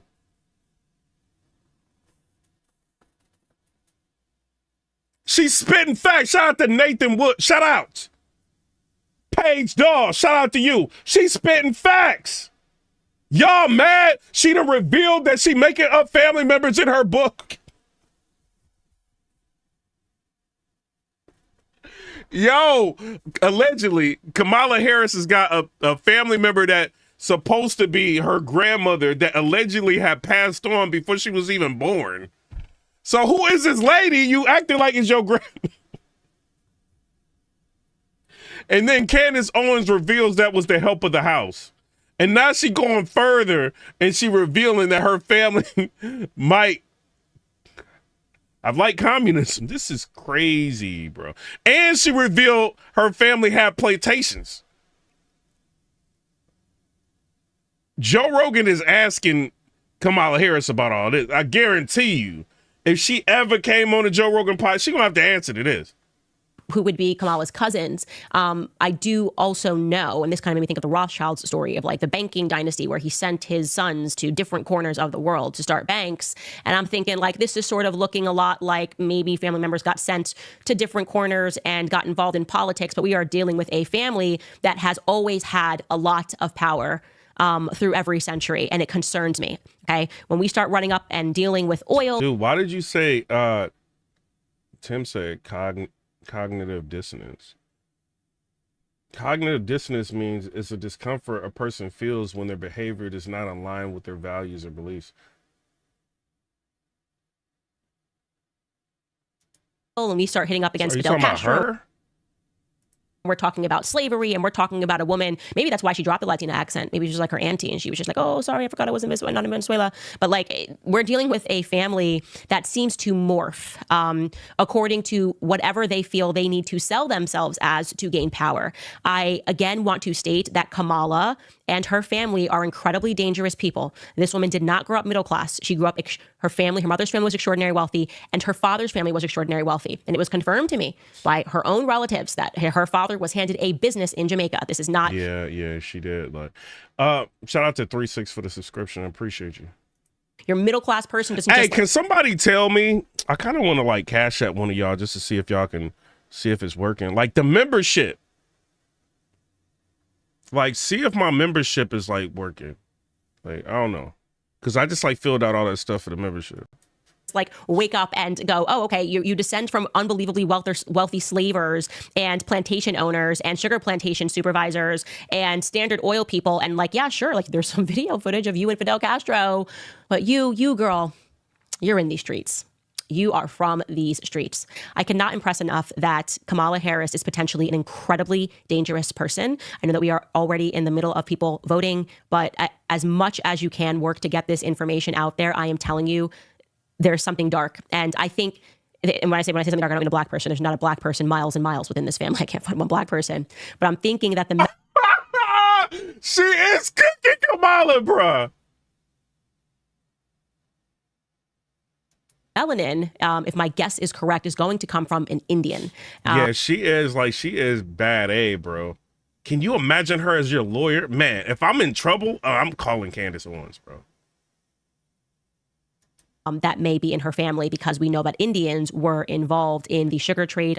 From every indication that I have, this family settled from Jamaica, from the UK, and I think that they were involved in the East India Company. So like I said, a family that constantly morphs but maintains their power according to the times and with the power behind them of the mainstream media. So I want to take a pause on that, and we will, of course, have so many things. All right, y'all, I've been on here we've been live for like 4 hours or whatever.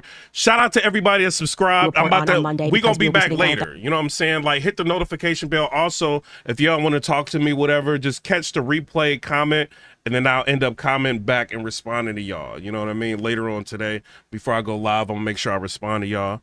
You know what I mean? I try not to miss anybody. So if y'all can do that, like, comment on the video on the replay, hit the notification bell. Shout out to everybody that's been rocking with me. But I gotta go do some stuff, you know what I mean? And then probably later on tonight, we're going to end up going live. But shout out to everybody. I'm out. Comment, subscribe. Let me know what y'all think about that. Thanks for subscribing. We ended up getting, I think we were at 93,300, like when we started. So I think we, 93,000. Yeah, wasn't it 93,000, like 300? Now we at 94,453. That's crazy. Y'all, I love y'all, bro. Like, Thug Life, I love y'all.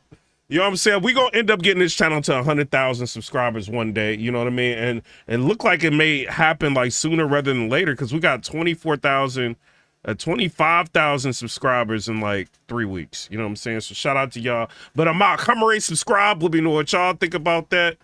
Peace. And watch go to Candace Owens' YouTube, subscribe to her, and hit the like button. I'm out.